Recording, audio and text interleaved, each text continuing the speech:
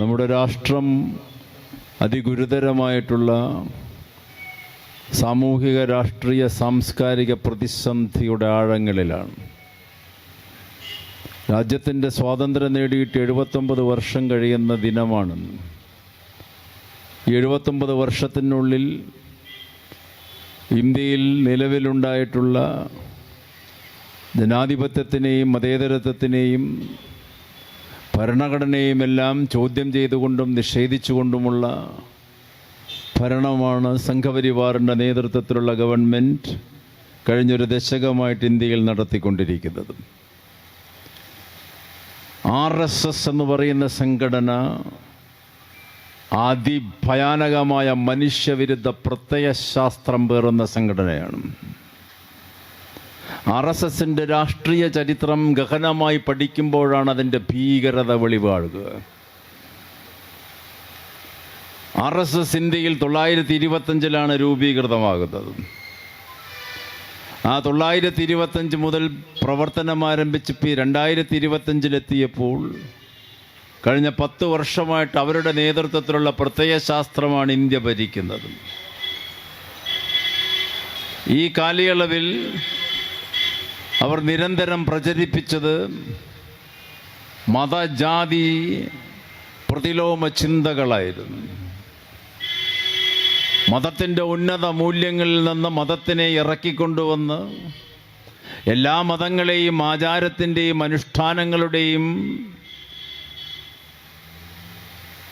അനുഷ്ഠാനങ്ങളുടെയും പറുദീസയാക്കി മാറ്റി. മതം എന്നുള്ളത് ഇന്ന് ഇന്ത്യയിലല്ല, ലോകത്തിലെല്ലായിടത്തും ആചാരവും അനുഷ്ഠാനവുമാണ്. പ്രവാചകന്മാർ പറയുന്നതിൽ നിന്നൊക്കെ വ്യത്യസ്തമായിട്ടാണ് മതങ്ങൾ ഇന്ന് പ്രവർത്തിച്ചു കൊണ്ടിരിക്കുന്നത്.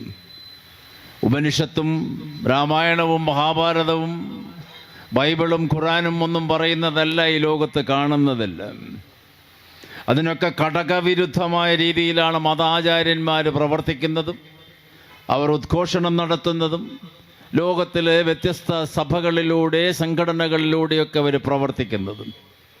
എന്നാൽ ഇന്ത്യ രാജ്യത്ത് ഇതിൽ നിന്നെല്ലാം വ്യത്യസ്തമായി 3000 കൊല്ലങ്ങൾക്ക് മുമ്പ് തന്നെ ഈ രാജ്യത്തിൻ്റെ മഹാപണ്ഡിതന്മാർ വ്യത്യസ്ത ദർശനങ്ങളെ, വ്യത്യസ്ത ചിന്തകളെ ഈ രാജ്യത്ത് പറഞ്ഞുകൊണ്ടിരുന്നു, അവർ എഴുതി വെച്ചു. 3000 കൊല്ലങ്ങൾക്ക് മുമ്പാണ് വേദങ്ങളും ഉപനിഷത്തുകളും ഉണ്ടാകുന്നത്. അന്ന് ഈ രാജ്യത്ത് ഒരു വിധത്തിലുള്ള സാമൂഹിക രാഷ്ട്രീയ പ്രസ്ഥാനങ്ങളൊന്നുമില്ല, ഈ രാജ്യത്തുമില്ല, ലോകത്തുമില്ല. ആ 3000 കൊല്ലങ്ങൾക്ക് മുമ്പ് ഇന്ത്യയിൽ ജീവിച്ച മഹാമഹർഷിമാർ എഴുതി വെച്ചതാണ് ഉപനിഷത്തും വേദങ്ങളുമെല്ലാം. ആ ഉപനിഷത്ത് എന്ന് പറയുന്നത് വൈവിധ്യങ്ങളുടെ നിറകുടമാണ്, വിജ്ഞാനത്തിൻ്റെ ഭണ്ഡാകാരമാണ് ഉപനിഷത്ത്, ബഹുസ്വരതയുടെ കേളീരംഗമാണ് ഉപനിഷത്ത്. വ്യത്യസ്ത ആശയങ്ങൾ, വ്യത്യസ്ത ദർശനങ്ങൾ, വ്യത്യസ്ത ചിന്തകളെല്ലാം ഉദ്ഘോഷിക്കുന്ന മഹാഗഹനമായ ഗ്രന്ഥം. ലോകത്തിൽ ആദ്യം ഉടലെടുത്തിട്ടുള്ള വിജ്ഞാനത്തിൻ്റെ ഭണ്ഡാകാരമെന്ന് ഉപനിഷത്തിനെ ചരിത്രകാരന്മാരും പണ്ഡിതന്മാരും പറയും. ആ ഉപനിഷത്ത് വായിക്കാത്തവരാ ഇന്ത്യയിലെ 90% ആൾക്കാരും. ഈ പറയുന്ന RSSകാരാണ് ചെയ്ത് കൈകൊണ്ട് തൊട്ടിട്ടുമില്ല. അപ്പോൾ ഉപനിഷത്തിൽ പറയുന്ന വാചകങ്ങളും സന്ദേശങ്ങളുമാണ് ഇന്ത്യയുടെ യഥാർത്ഥ മുഖം. അതാണ് ഈ ഭാരതത്തിൻ്റെ പൈതൃകം. ഈശാവാസമിതം സർവം ജഗത് കിഞ്ചതേ ജഗത് എന്ന് ഉപനിഷത്ത് തുടങ്ങുകയാണ്. ഈശാവാസ ഉപനിഷത്ത്. ഈ പ്രപഞ്ചത്തിലെ എല്ലാ ചരാചരങ്ങളിലും ഈശ്വരനുണ്ട്, ചൈതന്യമുണ്ട്. എല്ലാറ്റിനെയും ഒരുപോലെ പരിഗണിക്കുക എന്നാണ് ഇവിടെ ജീവിച്ച മഹർഷിമാർ ആദ്യം എഴുതി വെച്ച വാചകം. അതുകൊണ്ട് തന്നെ RSS അത് വായിക്കാത്തത്. ഉപനിഷത്ത് വായിച്ചാൽ മാനവികതയുടെ സന്ദേശം ലഭിക്കും, മനുഷ്യനെ സ്നേഹിക്കാൻ പഠിപ്പിക്കും ഉപനിഷത്ത്.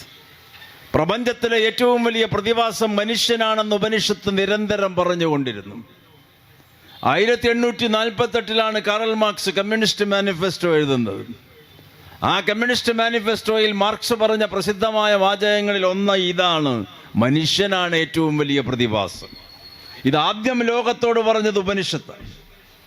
ആ ഉപനിഷത്തിൽ നിന്ന് തുടങ്ങിയിട്ട് പിന്നീട് ഇങ്ങോട്ടുള്ള കാലഘട്ടങ്ങളിൽ രാമായണവും മഹാഭാരതവും അതിനിടയ്ക്ക് ഒരു ഭഗവത്ഗീതയും ഒക്കെ ഈ രാജ്യത്ത് ഉദ്ഭവിച്ചു.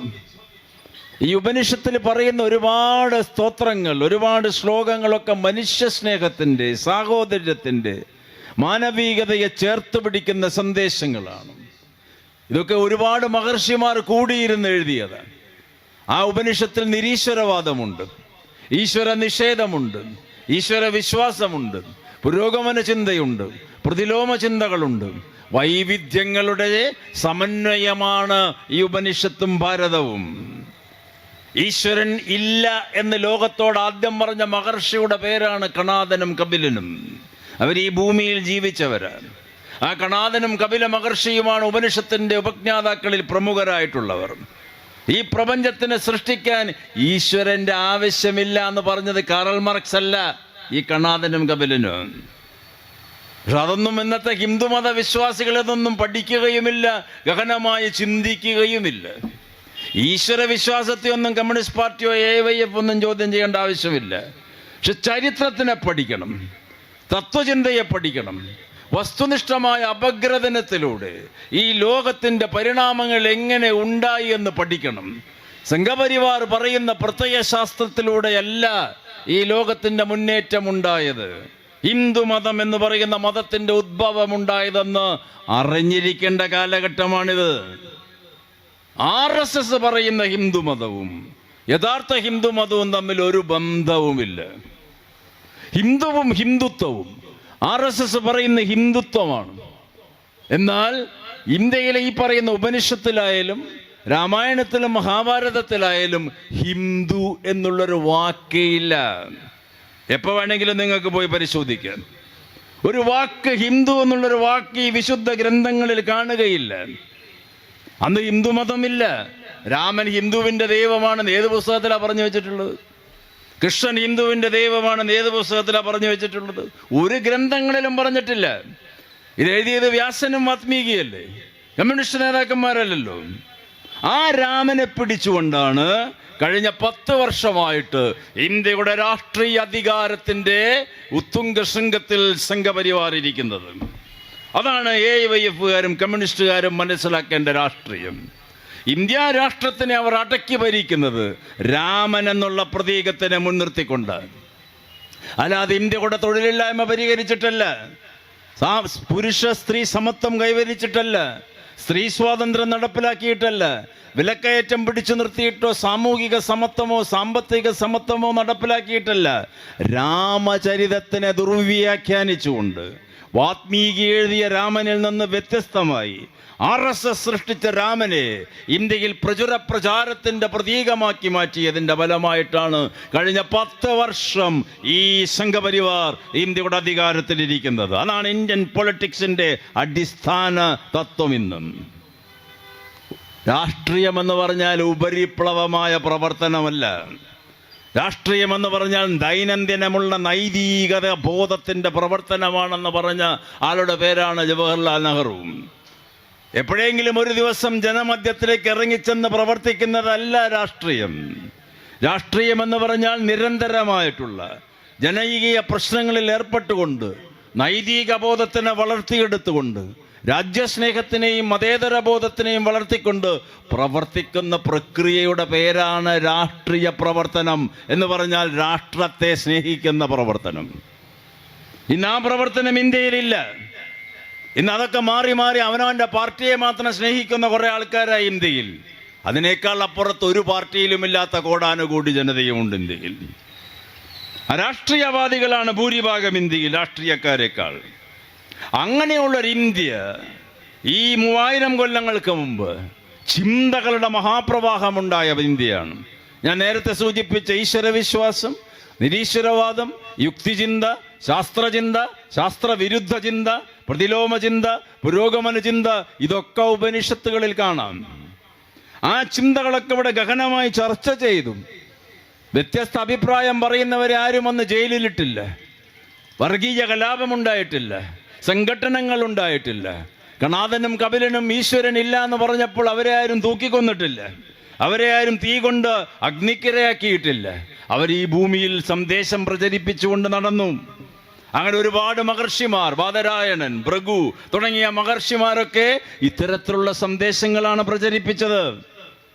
ഈ പ്രപഞ്ചത്തിന്റെ സൃഷ്ടിയുടെ ഉദ്ഭവം അണുക്കളുടെ പരിണാമങ്ങളിലൂടെയാണെന്ന് ആദ്യം പറഞ്ഞ മഹാമഹർഷിയുടെ പേരാണ് കണാദൻ. 3000 കൊല്ലത്തിന്റെ അടുത്ത് മുൻപ്, ഏതാണ്ട് 350 കൊല്ലം മുമ്പെയാണ് പാശ്ചാത്യ ശാസ്ത്രജ്ഞനായ Charles Darwin theory of evolution പറയുന്നത്, പരിണാമ സിദ്ധാന്തം. അതാണ് ഞാനും ഈ ഇരിക്കുന്ന കുട്ടികളൊക്കെ കോളേജിൽ പഠിച്ചത്, നമ്മളൊക്കെ കോളേജിൽ പഠിച്ചത്. സായിപ്പ് പറഞ്ഞ സിദ്ധാന്തം 3000 കൊല്ലം മുമ്പ് കണാദൻ പറഞ്ഞതാണ്.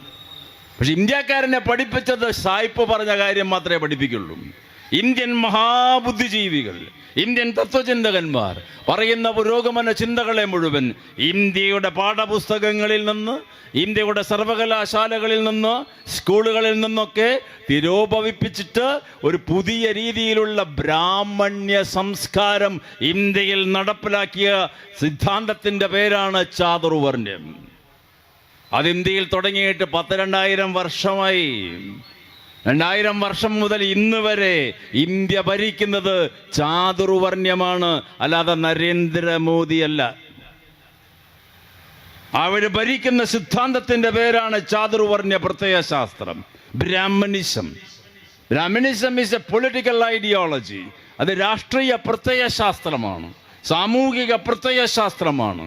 ബ്രാഹ്മണിസം എന്ന് പറഞ്ഞാൽ ജാതിക്കും മതത്തിനും അനുസരിച്ച് ശ്രേണീബന്ധമായി ബ്രാഹ്മണ, ക്ഷത്രിയ, വൈശ്യ, ശൂദ്ര ഈ 4 വിഭാഗങ്ങളായി ജനങ്ങളെ തരംതിരിച്ചുകൊണ്ട് സാമൂഹിക വിഭജനമുണ്ടാക്കിക്കൊണ്ട് ഇന്ത്യ ഭരിക്കണമെന്ന് 10,000-2000 വർഷം മുമ്പേ എഴുതി വെക്കപ്പെട്ടിട്ടുണ്ട്.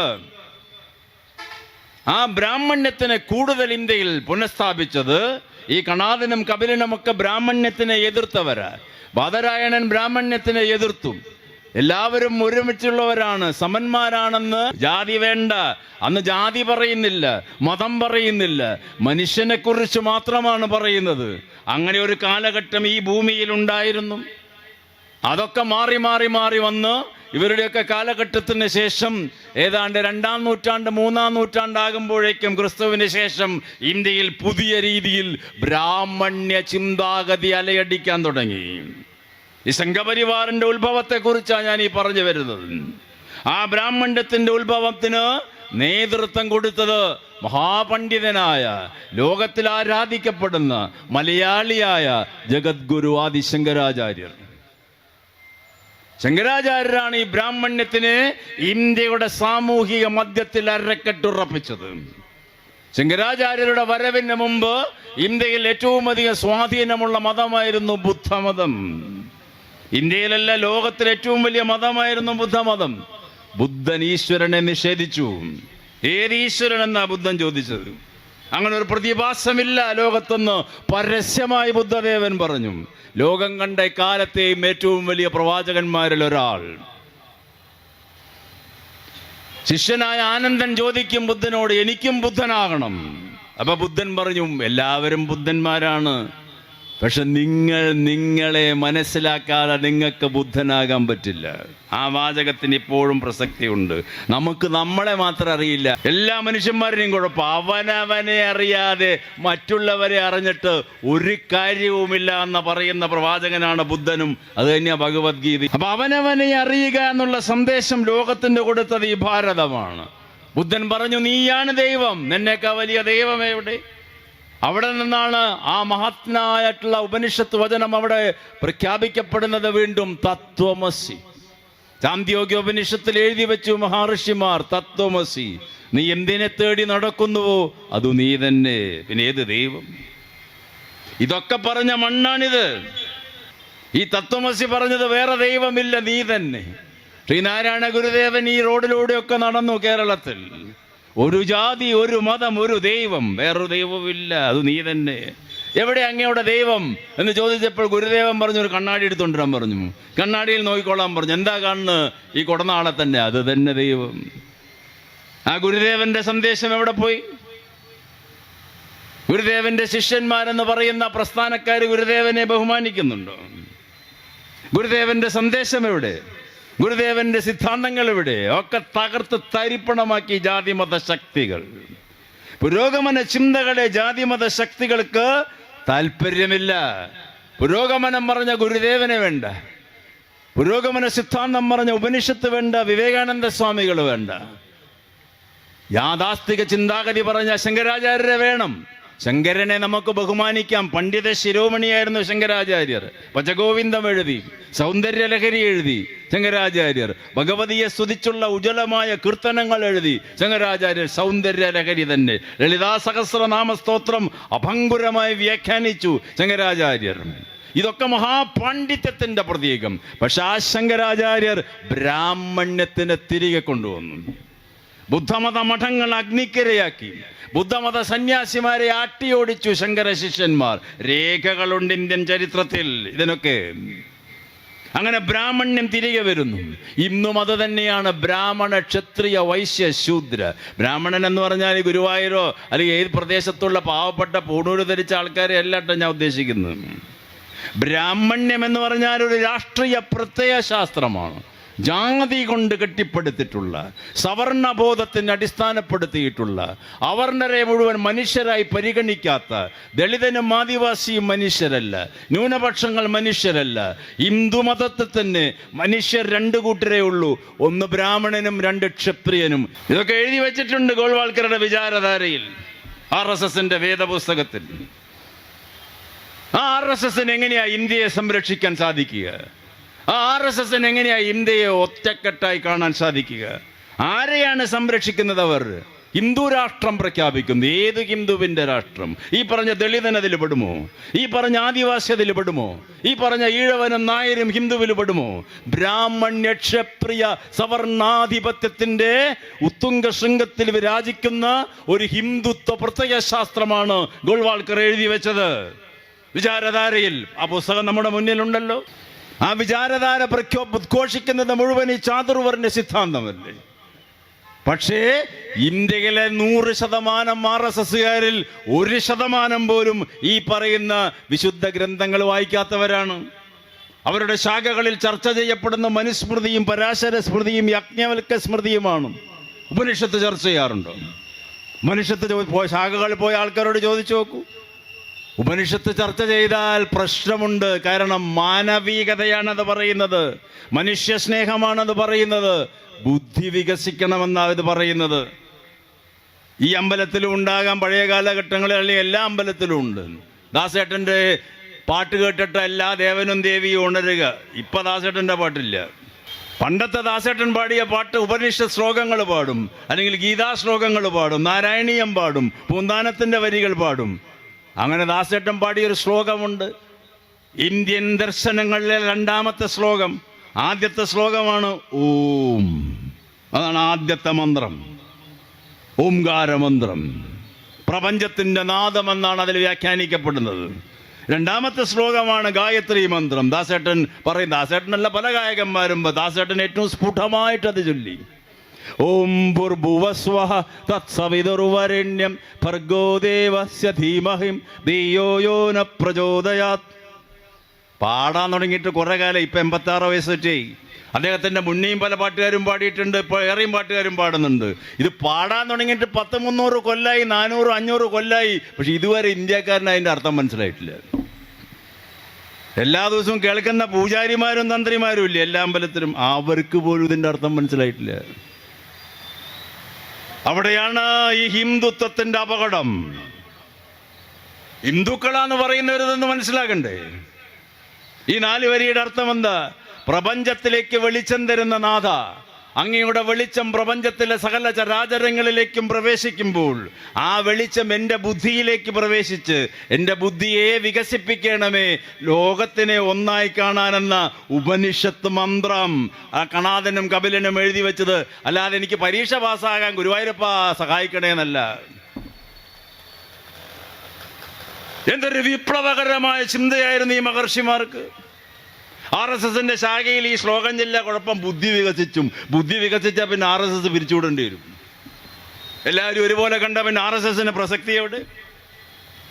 അതുകൊണ്ട് നല്ല കാര്യങ്ങൾ അവർ ചർച്ച ചെയ്യില്ല. എങ്ങനെ മുസൽമാനെ അകറ്റി നിർത്തണം, എങ്ങനെ ക്രിസ്ത്യാനിയെ അകറ്റി നിർത്തണം, ദളിത് ആദിവാസി വിഭാഗത്തിനെ എങ്ങനെ പാർശ്വവൽക്കരിച്ചു കൊണ്ട് നിർത്തണം, ജാതി മത സിദ്ധാന്തങ്ങൾ പറഞ്ഞ് മനുഷ്യ മനസ്സിനെ വക്രീകരിച്ചുകൊണ്ട് വിദ്വേഷത്തിൻ്റെ പ്രചാരതന്ത്രകരായി രാഷ്ട്രത്തിനെ മാറ്റാനുള്ള ഏറ്റവും അവസാനത്തെ തന്ത്രമല്ലേ ഈ ഗവർണർ ആർലേക്കർ ഇപ്പോൾ ഉപയോഗിക്കുന്നത്? വിഭജന വിരുദ്ധ ഹൊറർ ദിനം, ഭീകരദിനം എന്നാ പറഞ്ഞത്. അപ്പൊ ഓരോന്നും അവരെടുത്തുകൊണ്ടുവരുവാണ് പഴയ വക്രീകരിച്ച ചരിത്രത്തിന്. ഇത് ഇന്ന് തുടങ്ങിയതല്ല, 1925 തുടങ്ങിയതാ. അങ്ങനെ ഹെഗ്ഡേവാർ എന്ന് പറയുന്ന RSSന്റെ സ്ഥാപകൻ ഹിന്ദുത്വ എന്നുള്ള മുദ്രാവാക്യം വിളിച്ച്, അദ്ദേഹത്തിനൊക്കെ മുന്നേ പറഞ്ഞത് സവർക്കറാണ് ഹിന്ദുത്വ എന്നുള്ള വാക്ക് ആദ്യം ഉപയോഗിച്ചത്. ആ Savarkar who is A Hindu എന്നുള്ള ചെറിയ പുസ്തകം എഴുതി, ഹിന്ദുത്വ ഡിഫൈൻഡ് എന്നുള്ളൊരു പുസ്തകം. അതിലാണ് ആദ്യം ഹിന്ദുത്വ എന്നുള്ള വാക്ക് ഉപയോഗിക്കുന്നത്. ആ ഹിന്ദുത്വ എന്നുള്ള വാക്ക് ഉപയോഗിച്ച് ഹിന്ദുത്വ പ്രചാരണം തുടങ്ങിയിട്ട് ഇന്ത്യ ഹിന്ദു രാഷ്ട്രമാകണം എന്നാദ്യം പ്രഘോഷിച്ച ആളുടെ പേരാണ് വീർ ദാമോദർ സവർക്കർ. ആ സവർക്കറാണ് 1937 ഇന്ത്യയിൽ ബോംബെയിൽ വെച്ച് പറഞ്ഞത്, ഇന്ത്യ ഹിന്ദു രാഷ്ട്രമാണ്, ഹിന്ദുക്കളുടെ രാഷ്ട്രമാണ്, ബാക്കിയുള്ളവർ ഇവിടെ നിന്ന് അവരുടെ മാതൃഭൂമിയിലേക്ക് മടങ്ങണം, അവരുടെ രാജ്യമല്ല ഇത്. ബാക്കിയുള്ളവർ എന്ന് ഞാൻ മനസ്സിലായില്ലേ, മുസൽമാനും ക്രൈസ്തവരും ബാക്കിയുള്ളവർ, ഇത് ഈ രാജ്യത്തിൽ ഞങ്ങൾക്ക് വേണ്ടി മാത്രമുള്ളതാണെന്ന് വളരെ പ്രകോപനകരമായി പ്രസംഗിച്ച് അവരുടെ സമ്മേളനത്തിൽ പ്രമേയം പാസാക്കിയപ്പോഴാണ് 1940 ലക്നൌവിൽ വെച്ച് മുസ്ലിം ലീഗിന്റെ അഖിലേന്ത്യാ സമ്മേളനം ചേർന്ന് മുഹമ്മദ് അലി ജിന്ന പ്രമേയം അവതരിപ്പിക്കുന്നത്, ഞങ്ങൾ വേറെ രാഷ്ട്രത്തിലേക്ക് പോവുകയാണ്. ആദ്യ സവർക്കറാ പറഞ്ഞത് 2 രാഷ്ട്രം. അതാണ് ഈ ഗവർണർ ഓർമ്മിപ്പിക്കുന്നത്. ചരിത്രം പഠിക്കണം നമ്മൾ. അത് ജിന്നയുടെ മുകളിൽ മാത്രം കെട്ടിവെക്കണ്ട. ജിന്ന വാദിച്ചു 2 രാഷ്ട്രത്തിന് വേണ്ടിയിട്ട്, തർക്കമില്ല. ആ ചരിത്രമൊന്നും അവർ മറക്കണ്ട. കമ്മ്യൂണിസ്റ്റ് പാർട്ടി അത് പറഞ്ഞുകൊണ്ടിരിക്കും. ഞങ്ങൾ ചരിത്രം പഠിച്ചവരാ വസ്തുനിഷ്ഠമായി. കമ്മ്യൂണിസ്റ്റ് പാർട്ടിയുടെ പൂർവ്വസൂരികളായ നേതാക്കന്മാർ, ഈ ഗുരുവായൂരിൽ എത്രയോ കൊല്ലം താമസിച്ച ഇന്ത്യ കണ്ട ഏറ്റവും വലിയ മാർക്സിസ്റ്റ് പണ്ഡിതൻ സഖാവ് കെ ദാമോദരൻ, സഖാവ് അച്യുതമേനോൻ, സഖാവ് എൻ ഇ ബാലറാം, സഖാവ് ഉണ്ണിരാജ, സഖാവ് EMS അടക്കമുള്ള മഹാപണ്ഡിതന്മാർ ചരിത്രത്തിന് വസ്തുനിഷ്ഠമായി പഠിച്ചുകൊണ്ട് ഇന്ത്യയിൽ പുസ്തകങ്ങൾ എഴുതി, ഗ്രന്ഥങ്ങൾ എഴുതി. ഗാന്ധിജി പറഞ്ഞ കാര്യം അവർ പറഞ്ഞു, നെഹ്റു പറഞ്ഞ കാര്യം എന്ത് പറഞ്ഞു. എന്തേ RSSന് നെഹ്റുവിനെ കണ്ടുകൂടാത്തത്? എന്തേ RSSന് ഗാന്ധിയെ വേണ്ടാത്തത്? ഗുരുദേവനെ വേണ്ട, ഗാന്ധിയെ വേണ്ട, ഇവരാരെയും വേണ്ട. അവർക്കാകെ വേണ്ടത് സവർക്കറിനെയും, അവർക്കാകെ വേണ്ടത് ഗോൾവാൾക്കറേയും ഹെഗ്ഡേവാറിനെയും മാത്രം. പക്ഷെ ഇന്ത്യയിലെ നിരക്ഷരരായിട്ടുള്ള, മാത്രമല്ല അഭ്യസ്തവിദ്യരായിട്ടുള്ള ജനങ്ങളുടെ മസ്തിഷ്കത്തിലേക്ക് പോലും ഇന്ന് RSS സിദ്ധാന്തം അഗാധമായിട്ട് ആഴ്ന്നിറങ്ങിക്കഴിഞ്ഞു. ഇന്ത്യയിലെ പ്രൊഫസർമാർ, എഞ്ചിനീയർമാർ, ഡോക്ടർമാർ, IT സ്പെഷ്യലിസ്റ്റുകൾ, ഇവരൊക്കെ ഭൂരിഭാഗവും ഇന്ന് BJP-ക്കാരാണ്. എങ്ങനെ വരുന്നു ഇന്ത്യയിൽ ഈ മാറ്റം? അത്രമാത്രം വർദ്ധിച്ചു വന്നു ഇന്ത്യയിൽ മതജാതി ചിന്ത. മതം ഉപയോഗിച്ച് രാഷ്ട്രീയ പ്രവർത്തനം നടത്തുന്ന പാർട്ടിയാണ് BJP. അവരുടെ പിതൃസംഘടനയായ RSSന്റെ ഒരു അനുബന്ധ സംഘടനയാണ് BJP. RSS ആണ് ഇതിന്റെ പിന്നണിയിൽ നിൽക്കുന്ന ചാലക ശക്തി. 1925 മുതൽ അവർക്ക് ഇന്ത്യയിൽ സ്വാതന്ത്ര്യം വേണ്ട എന്ന് വാദിച്ചവരല്ലേ ഈ RSSകാർ. അതല്ലേ ഇവിടെ ഷീല വിജയകുമാർ പറഞ്ഞത്? സവർക്ക് ബ്രിട്ടീഷ് മഹാറാണിക്ക് എത്ര കത്തുകൾ എഴുതി മാപ്പ് അപേക്ഷിച്ചുകൊണ്ട്, അങ്ങയുടെ മഹാസാമ്രാജ്യത്തിനെ സേവിക്കാൻ എന്നെ ജയിലിൽ നിന്ന് പുറത്തുവിടൂ, ഞാൻ പുറത്തു വിട്ടു കഴിഞ്ഞാൽ ഞാൻ ഈ നാട്ടിലെ യുവാക്കളെ മുഴുവൻ സംഘടിച്ചുകൊണ്ട് ബ്രിട്ടീഷ് സാമ്രാജ്യത്തിന് ഞാൻ വിനീതദാസന്മാരായി സേവിക്കാമെന്നുള്ള കത്ത് ഇന്ത്യയിൽ പരസ്യപ്പെടുത്തിയതല്ലേ, രേഖയുണ്ടല്ലേ. ആ RSSന്റെ സ്ഥാപക നേതാവല്ലേ ഈ സവർക്കർ. അവർക്കെന്ത് രാജ്യസ്നേഹം? ഏത് രാജ്യത്തിനെ കുറിച്ച് RSSകാർ പറയുന്നത്? കമ്മ്യൂണിസ്റ്റുകാരെയാണോ പഠിപ്പിക്കുന്നത് രാജ്യസ്നേഹം? അല്ലെങ്കിൽ ഇവിടുത്തെ മതേതര ജനാധിപത്യ വിശ്വാസികളെയാണോ രാജ്യസ്നേഹം പഠിപ്പിക്കുന്നത്? പക്ഷെ ഇന്ത്യ ഇന്ന് വിശ്വസിക്കുന്നത് RSS പറയുന്ന കാര്യമാണ്. അവിടെയാണ് മതത്തിന്റെ ശക്തിയെ കമ്മ്യൂണിസ്റ്റ് പാർട്ടി തിരിച്ചറിയേണ്ടത്. ഈ ജാതി മേൽക്കോയ്മയുടെ സ്വാധീനത്തിന് തിരിച്ചറിയേണ്ടത്. ഇത് കെ ദാമോദരൻ ഭാരതീയ ചിന്ത എന്ന് പറയുന്ന പ്രസിദ്ധമായ ഗ്രന്ഥത്തിൽ അന്നേ എഴുതി വെച്ചു. സഖാക്കളെ, ജാഗ്രതയോടുകൂടി കരുതുക ജാതി മത സ്വാധീനത്തിന്. എത്ര ദീർഘദർശിത്വത്തോടുകൂടിയാ ദാമോദരൻ സഖാവ് അത് എഴുതിയത്. ഇടതുപക്ഷ പ്രവർത്തകന്മാർ വായനയിലൂടെ മുന്നോട്ട് പോയേ പറ്റൂ ഈ RSS പ്രത്യയശാസ്ത്രത്തിനെ പരാജയപ്പെടുത്താൻ. ജാതി മത മേൽക്കോയ്മ സിദ്ധാന്തം പറഞ്ഞുകൊണ്ട് ഇന്ത്യയിലെ മനുഷ്യനെ മനുഷ്യനായി കാണാതെ മുസൽമാനും ഹിന്ദുവും ക്രിസ്ത്യാനിയും സിഖുകാരനും എന്തെല്ലാം മതങ്ങളുണ്ടോ അതൊക്കെ പറഞ്ഞുകൊണ്ട് വിഭജിക്കുന്ന തന്ത്രം ഇന്ത്യയിൽ ആദ്യം ആവിഷ്കരിച്ചത് ബ്രിട്ടീഷുകാരാണ്. ബ്രിട്ടീഷുകാരുടെ വരവിൻ്റെ മുന്നിലുള്ള ഇന്ത്യ ഐക്യത്തിൻ്റെ ഇന്ത്യയായിരുന്നു. മുഗളന്മാരുടെ കാലഘട്ടം, അതിൻ്റെ മുൻപ് ചന്ദ്രഗുപ്ത മൗര്യൻ്റെ കാലഘട്ടം, ചന്ദ്രഗുപ്ത വിക്രമാദിത്യൻ്റെ കാലഘട്ടം, മൈസൂരിലെ കൃഷ്ണദേവറായയുടെ കാലഘട്ടം, ഇതൊക്കെ ഐക്യത്തിൻ്റെയും സമന്വയത്തിൻ്റെയും കാലഘട്ടങ്ങളായിരുന്നു. ബ്രിട്ടീഷ് വരവോടുകൂടി ഈ പാരമ്പര്യങ്ങളെ മുഴുവൻ ഇല്ലായ്മ ചെയ്തുകൊണ്ട് വിദേശ ശക്തിയായ ബ്രിട്ടനും അതിന് മുൻപ് വന്ന പോർച്ചുഗീസും ഡച്ചുകാരുമെല്ലാം ഇന്ത്യയിലെ ജനവിഭാഗങ്ങളെ വിഭാഗീയവൽക്കരിച്ചു. ഇന്ത്യ ഭരിക്കണമെങ്കിൽ ജാതിയും മതവും ഇല്ലാതെ ഭരിക്കാൻ പറ്റില്ല എന്ന് അവർക്കറിയാമായിരുന്നു. അങ്ങനെയാണ് ഫാസിസത്തിൻ്റെ ആരംഭം അവർ കുറിക്കുന്നത്. ഇന്ത്യയിൽ ഭിന്നിപ്പിച്ചു ഭരിച്ചു. അങ്ങനെ ഇന്ത്യയിലെ നാട്ടുരാജാക്കന്മാർ, ഇന്ത്യയിലെ മറ്റ് പ്രമാണിമാർ, ഭൂജന്മിമാരൊക്കെ ബ്രിട്ടന്റെ അനുകൂലികളായി. ഇന്ത്യയിലെ കോടാനുകോടി വരുന്ന സാധാരണ ജനവിഭാഗം ബ്രിട്ടീഷ് സാമ്രാജ്യത്വത്തിനെതിരെ പോരാടാൻ തുടങ്ങി. ബ്രിട്ടീഷുകാർ ഇന്ത്യയെ ചരിത്രം പഠിപ്പിച്ചു. ഇന്ത്യയിലെ കോളേജുകളിലും വിദ്യാലയങ്ങളിലും 1870 മുതൽ 1940 വരെ, സ്വാതന്ത്ര്യത്തിന് ശേഷവും അതെ, 1960 70 ആണ് ബ്രിട്ടീഷ് ചരിത്രം എഴുതിയ ആദ്യത്തെ ചരിത്രകാരന്റെ പേരാണ് JS മിൽ. സ്കോട്ട്ലാൻഡുകാരനായ ജോൺ സ്റ്റുവാർട്ട് മിൽ. അയാളോടാണ് മഹാരാജാവ് പറഞ്ഞത് ചരിത്രം എഴുതാൻ ഇന്ത്യയെക്കുറിച്ച്. അങ്ങനെ ഇന്ത്യയെക്കുറിച്ച് എഴുതിയ ചരിത്രത്തിൻ്റെ ആദ്യത്തെ അധ്യായം ഹിന്ദു ഇന്ത്യ, രണ്ടാമത്തെ അധ്യായം മുസ്ലിം ഇന്ത്യ, മൂന്നാമത്തെ അധ്യായം ബ്രിട്ടീഷ് ഇന്ത്യ. വിഭജന പ്രക്രിയയുടെ അഗാധ ദർശനങ്ങൾ ആ 3 അധ്യായത്തിൽ എഴുതി 800 പേജുകളോളം വരുന്ന വലിയ പുസ്തകത്തിൽ ആ വിഷമാണ് കുത്തിവെച്ചത്. ഇന്ത്യ എന്നൊന്നില്ല. ഇന്ത്യയിൽ ഹിന്ദു ഇന്ത്യയേ ഉള്ളൂ, മുസ്ലിം ഇന്ത്യയേ ഉള്ളൂ, പിന്നെ ബ്രിട്ടീഷ് ഇന്ത്യ. ക്രിസ്ത്യൻ ഇന്ത്യ എന്ന് പറഞ്ഞില്ല, ബ്രിട്ടീഷ് ഇന്ത്യ എന്നാണ് പറഞ്ഞത്. അങ്ങനെ വിഭാഗീയ മനസ്സുണ്ടാക്കി ഏതാണ്ട് 19 കൊല്ലക്കാലം. അതിനെയാണ് പിന്നീട് സ്വാതന്ത്ര്യത്തിന് ശേഷം ജവഹർലാൽ നെഹ്റുവിൻ്റെ നേതൃത്വത്തിൽ ഇപ്പൊ ജീവിച്ചിരിക്കുന്ന ലോകപ്രസിദ്ധ ചരിത്ര പണ്ഡിത റമില താപ്പർ, ബിപിൻ ചന്ദ്ര, SD ജാ തുടങ്ങിയിട്ടുള്ള ആൾക്കാരൊക്കെ കൂടിച്ചുകൊണ്ട് പുതിയ ചരിത്രം എഴുതുന്നത്. പൗരാണിക ഇന്ത്യ, മധ്യ ഇന്ത്യ, ആധുനിക ഇന്ത്യ. ആ ചരിത്രമാണ് ഇപ്പൊ ഈ കുട്ടികളൊക്കെ പഠിക്കുന്നുണ്ടാവുക. അപ്പൊ ചരിത്രം മാറ്റിമറിക്കുന്നത് എന്തിനാ? ഈ പറയുന്ന മതേതരത്വം ഇല്ലാതാക്കാൻ, ഈ പറയുന്ന ഭരണഘടന ഇല്ലാതെയാക്കാൻ.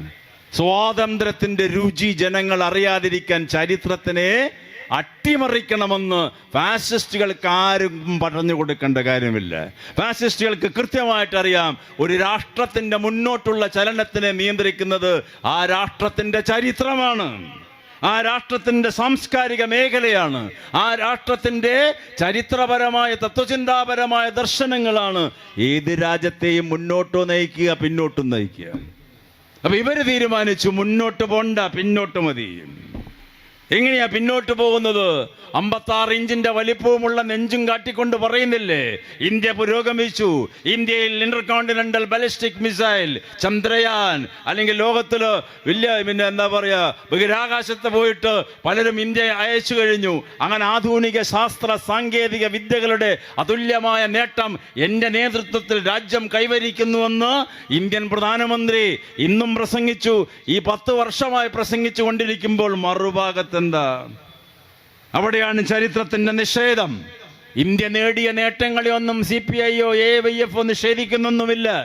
പക്ഷേ ഇന്ത്യൻ ജനകോടികളിൽ 141 കോടി വരുന്ന ജനതയിൽ 36% സ്വാതന്ത്ര്യം കിട്ടിയിട്ട് 79-ാം ദിനം പിന്നിടുന്ന ഈ അവസരത്തിൽ 36% ഇന്ത്യൻ ജനതയ്ക്ക് 2 നേരത്തെ ഭക്ഷണമേ ഇപ്പോഴും ഉള്ളൂ എന്ന് പറയുന്ന ലോകപ്രശസ്ത സാമ്പത്തിക വിദഗ്ധന്റെ പേരാണ് അമർത്യ സെൻ.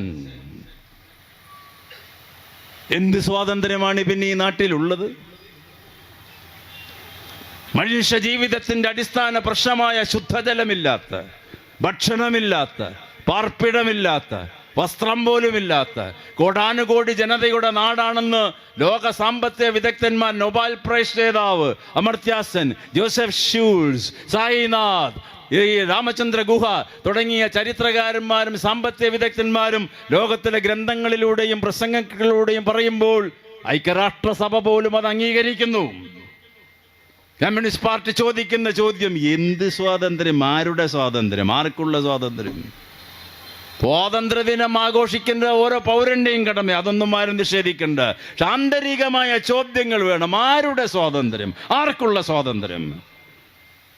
മഹാത്മാഗാന്ധി സ്വാതന്ത്ര്യ സമരത്തിന്റെ കാലഘട്ടത്തിൽ നെടുനായകത്വം ഏറ്റെടുത്ത അവസാന നാളുകളിൽ വിഭജനം തീപ്പൊരി കൊള്ളുമ്പോൾ ഡൽഹിയും കൽക്കട്ടയും വടക്ക് കിഴക്കൻ പ്രദേശങ്ങളും കിഴക്കൻ പ്രദേശങ്ങളും കത്തിച്ചാമ്പലായിക്കൊണ്ടിരിക്കുകയാണ്. വില്യം റാഡ്ക്ലിഫ് എന്ന് പറയുന്ന ഒരു ഉദ്യോഗസ്ഥനെ മൗണ്ട് ബാറ്റൻ പ്രഭു വിളിച്ചു വരുത്തുന്നു. ഇന്ത്യയുടെ അവസാനത്തെ വൈസ്രോയ് എന്നിട്ട് പറയുന്നു, ഒരു രാജ്യം വിഭജിക്കുന്ന രേഖയുണ്ടാക്കാൻ. ഇവിടെ ഒരു ഭൂമി, രണ്ട് അയൽവാസികൾ തമ്മിലുള്ള ഭൂമി തർക്കം പരിഹരിക്കാനുള്ള രേഖ വരയ്ക്കണമെങ്കിൽ തഹസിൽദാരും വില്ലേജ് ഓഫീസറും എത്ര ബുദ്ധിമുട്ടുണ്ട് വരും. ഇന്ത്യ രാജ്യം വിഭജിക്കാനുള്ള രേഖ വരയ്ക്കാൻ വില്യം റാഡ്ക്ലിഫ് എന്ന് പറയുന്ന ഉദ്യോഗസ്ഥനെടുത്ത സമയം 2 മാസം. ഒരൊറ്റ വരയാ. ആ വരയിലൂടെ 10,000ങ്ങളുടെ ജീവൻ പോയി, ലക്ഷങ്ങൾ അഭയാർത്ഥികളായി, കൊടിയ ക്രൂരതകൾ അരങ്ങേറി, ആയിരക്കണക്കിന് കബന്ധങ്ങൾ ഇന്ത്യയുടെ തെരുവീതികളിൽ കുന്നുകൂടാൻ തുടങ്ങി. നവക്കാലി പ്രദേശം, വടക്ക് പടിഞ്ഞാറൻ പ്രദേശങ്ങളിൽ ഇന്ത്യാ വിഭജനത്തിൻ്റെ ഫലമായിട്ട് നൂറുകണക്കിന് ഹിന്ദു മുസ്ലിം സംഘടനകൾ ഉണ്ടായപ്പോൾ ലക്ഷക്കണക്കിന് മുസ്ലിങ്ങൾ പാകിസ്ഥാനിലേക്കും അവിടെയുള്ള ഹിന്ദുക്കൾ ഇന്ത്യയിലേക്കും പലായനം ചെയ്യപ്പോൾ തീവണ്ടികൾ ഡൽഹി സ്റ്റേഷനിൽ വന്നടുക്കുമ്പോൾ തീവണ്ടി കമ്പാർട്ട്മെന്റുകളിൽ നൂറുകണക്കിന് മൃതദേഹങ്ങളായിരുന്നു എന്ന് ചരിത്രം രേഖപ്പെടുത്തി. ഇത് RSSന് അറിയാത്ത ചരിത്രമല്ല. അവരത് കണ്ട് ആർത്തട്ടഹസിച്ചു, അവരത് കണ്ട് ചിരിച്ചു. ഗാന്ധി എന്ന് കൽക്കട്ടയിൽ 4 ദിവസത്തിന്റെ നിരാഹാരം കിടന്നു. ഗാന്ധിജി 1947 സെപ്റ്റംബർ മാസത്തിൽ അദ്ദേഹം നിരാഹാരമിരിക്കുന്നു. സെപ്റ്റംബർ 4 മുതൽ 7 വരെയുള്ള ദിവസങ്ങളിൽ ആ 3 ദിവസത്തിന്റെ നിരാഹാരത്തിന്റെ ഫലമായി കൽക്കട്ടയിലെ തെരുവീതികളെ കത്തിച്ചമ്പലാക്കിയിരുന്ന തീവ്രവാദി കൂട്ടങ്ങൾ, മതമൗലികവാദികൾ മഹാത്മാവ് നിരാഹാരമിരുന്നപ്പോൾ ആയുധം വെച്ച് കീഴടങ്ങി. കൽക്കട്ട നിശബ്ദമായി, ശാന്തമായി. ഒറ്റയാൾ പട്ടാളം കൽക്കട്ട തെരുവീതികളിലൂടെ നടന്നു. ഒരു മുളവടിയും പിടിച്ച്, ഒരു തോർത്തുമുണ്ടും ചുറ്റി, ഒരു ഷോൾ ഇടയ്ക്കേ പുതയ്ക്കുള്ളൂ, 21 ഇഞ്ചിന്റെ നെഞ്ചേലൂട്ട ഇങ്ങനെ തുറന്നിട്ടിട്ടാ നടക്കുക. വെച്ചോ വെടി വേണമെങ്കിൽ എന്നിട്ട് ഇയാൾക്ക് 56 ഇഞ്ചും വേണം, പട്ടാളവും വേണം, കമാൻഡോസും വേണം, ബുള്ളറ്റ് പ്രൂഫ് ഡ്രസ്സും വേണം. എന്നിട്ട് ഞാനാണ് നേതാവ് എന്ന് പറയുന്ന ആളെ ഇന്ത്യ ഭരിക്കുന്നിപ്പോ. ആ ആളുണ്ടല്ലോ, ലോക നേതാവ് മോഹൻദാസ് കരംചന്ദ് ഗാന്ധി, ഷർട്ടിടാതെ നടന്ന് വെച്ചോ വെടി എന്ന് പറഞ്ഞിട്ട്. അങ്ങനെയുള്ള നേതാവ് കൽക്കട്ട തെരുവീതികളിലൂടെ നടന്നപ്പോൾ മതഭ്രാന്തന്മാർ ഞെട്ടിവിറയ്ക്കാൻ തുടങ്ങി. കാപാലികന്മാർ സംഹാരതാണ്ഡവം നിർത്തി മഹാത്മാവിന്റെ മുന്നിൽ സാഷ്ടാംഗ പ്രണാമം ചെയ്തു. ഞങ്ങൾക്ക് തെറ്റുപറ്റി മഹാത്മാവേ, ഈ ആയിരക്കണക്കിന് ശവശരീരങ്ങൾ ഉണ്ടാക്കിയത് ഞങ്ങളുടെ പ്രവർത്തികളാണ് എന്നവര് നിശബ്ദതയോടുകൂടി ആയുധം വെച്ച് കീഴടങ്ങിയപ്പോൾ മൗണ്ട് ബാറ്റൻ പ്രഭു എഴുതി, ലോകത്തിലെ അത്ഭുതം. വടക്ക് പടിഞ്ഞാറൻ പ്രവിശ്യയിൽ പഞ്ചാബിൽ കലാപം കൊടുമ്പിരി കൊള്ളുന്നു. ആ ദിവസങ്ങളിൽ ആ കലാപത്തിനെ അടിച്ചമർത്താൻ വേണ്ടി 60,000 ബ്രിട്ടീഷ് പട്ടാളക്കാരെയാണ് ലോർഡ് മൗണ്ട് ബാറ്റൻ നിയോഗിച്ചത്. 60,000 പട്ടാളക്കാർ ചെന്നിട്ടും ആ കലാപം നിയന്ത്രിക്കാൻ പറ്റിയില്ല. പഞ്ചാബിലെ കലാപം, ആയിരക്കണക്കിന് പേര് മരിച്ചു വീണു. അപ്പോൾ മൗണ്ട് ബാറ്റൻ പറയുകയാണ്, പഞ്ചാബിലേക്ക് 60,000 പട്ടാളക്കാരെ ഞാൻ അയച്ചിട്ട് കലാപം അടിച്ചമർത്താനോ നിയന്ത്രിക്കാനോ സാധിച്ചില്ല. ഈ യുഗപുരുഷൻ കൽക്കട്ടയുടെ തെരുവീതികളിലൂടെ നടന്നപ്പോൾ ലക്ഷക്കണക്കിന് മനുഷ്യർ സാഷ്ടാംഗ പ്രണാമം ചെയ്തു. അതാണ് രാഷ്ട്രപിതാവ്. ആ രാഷ്ട്രപിതാവ് ജീവിച്ചിരുന്നാൽ RSS ഉണ്ടാകില്ല എന്ന് ഇവർക്കറിയാം. അതുകൊണ്ട് വെടിവെച്ചു കൊന്നു. വെൽ പ്ലാൻഡ് മർഡർ ആണത്. ഇന്ത്യൻ രാഷ്ട്രീയത്തിലെ തീവ്രവാദത്തിന്റെ ആരംഭമാണത്. അതിന്റെ നേതൃത്വം കൊടുത്തവരായി ഇവരെ വിശ്വ ഹിന്ദു സഭ. ഗോൾവാൾക്കറും അല്ലെങ്കിൽ അന്നത്തെ നഥുറാം ഗോഡ്സെയും സവർക്കറുമെല്ലാം പ്രതികളായിട്ടുള്ള ഗാന്ധിവധം ഇന്ത്യൻ രാഷ്ട്രീയത്തിന്റെ ദിശാബോധത്തിനെ മാറ്റിമറിച്ചു. അന്ന് മുതൽ തുടങ്ങിയതായി ഏർപ്പാട്. ഇപ്പൊ ആർലേക്കർ പറയുന്ന ഈ വിഭജന വിരുദ്ധ ദിനം ഭീകര ദിനമാണത് എന്ന് വീണ്ടും ഓർമ്മിപ്പിക്കുന്നത് ഈ കലാപത്തില് ഉത്തരവാദികൾ മുസൽമാനാണ് എന്ന് ജനങ്ങളെ കൊണ്ട് ചിന്തിപ്പിക്കാനാണ്. അല്ല, 1948 ജനുവരി മാസം 30-ാം തീയതി രാവിലെ 4 മണി ഗാന്ധി എണീറ്റ് തന്റെ ദിനചര്യങ്ങൾ കഴിഞ്ഞു. മുറ്റത്തുള്ള തോട്ടത്തിൽ സബർമതി ആശ്രമത്തിൽ നടക്കാൻ പോയി. കൂടെ 2 സ്ത്രീകളും ഉണ്ടാകും, 4-5 അനുചരന്മാരും ഉണ്ടാകും.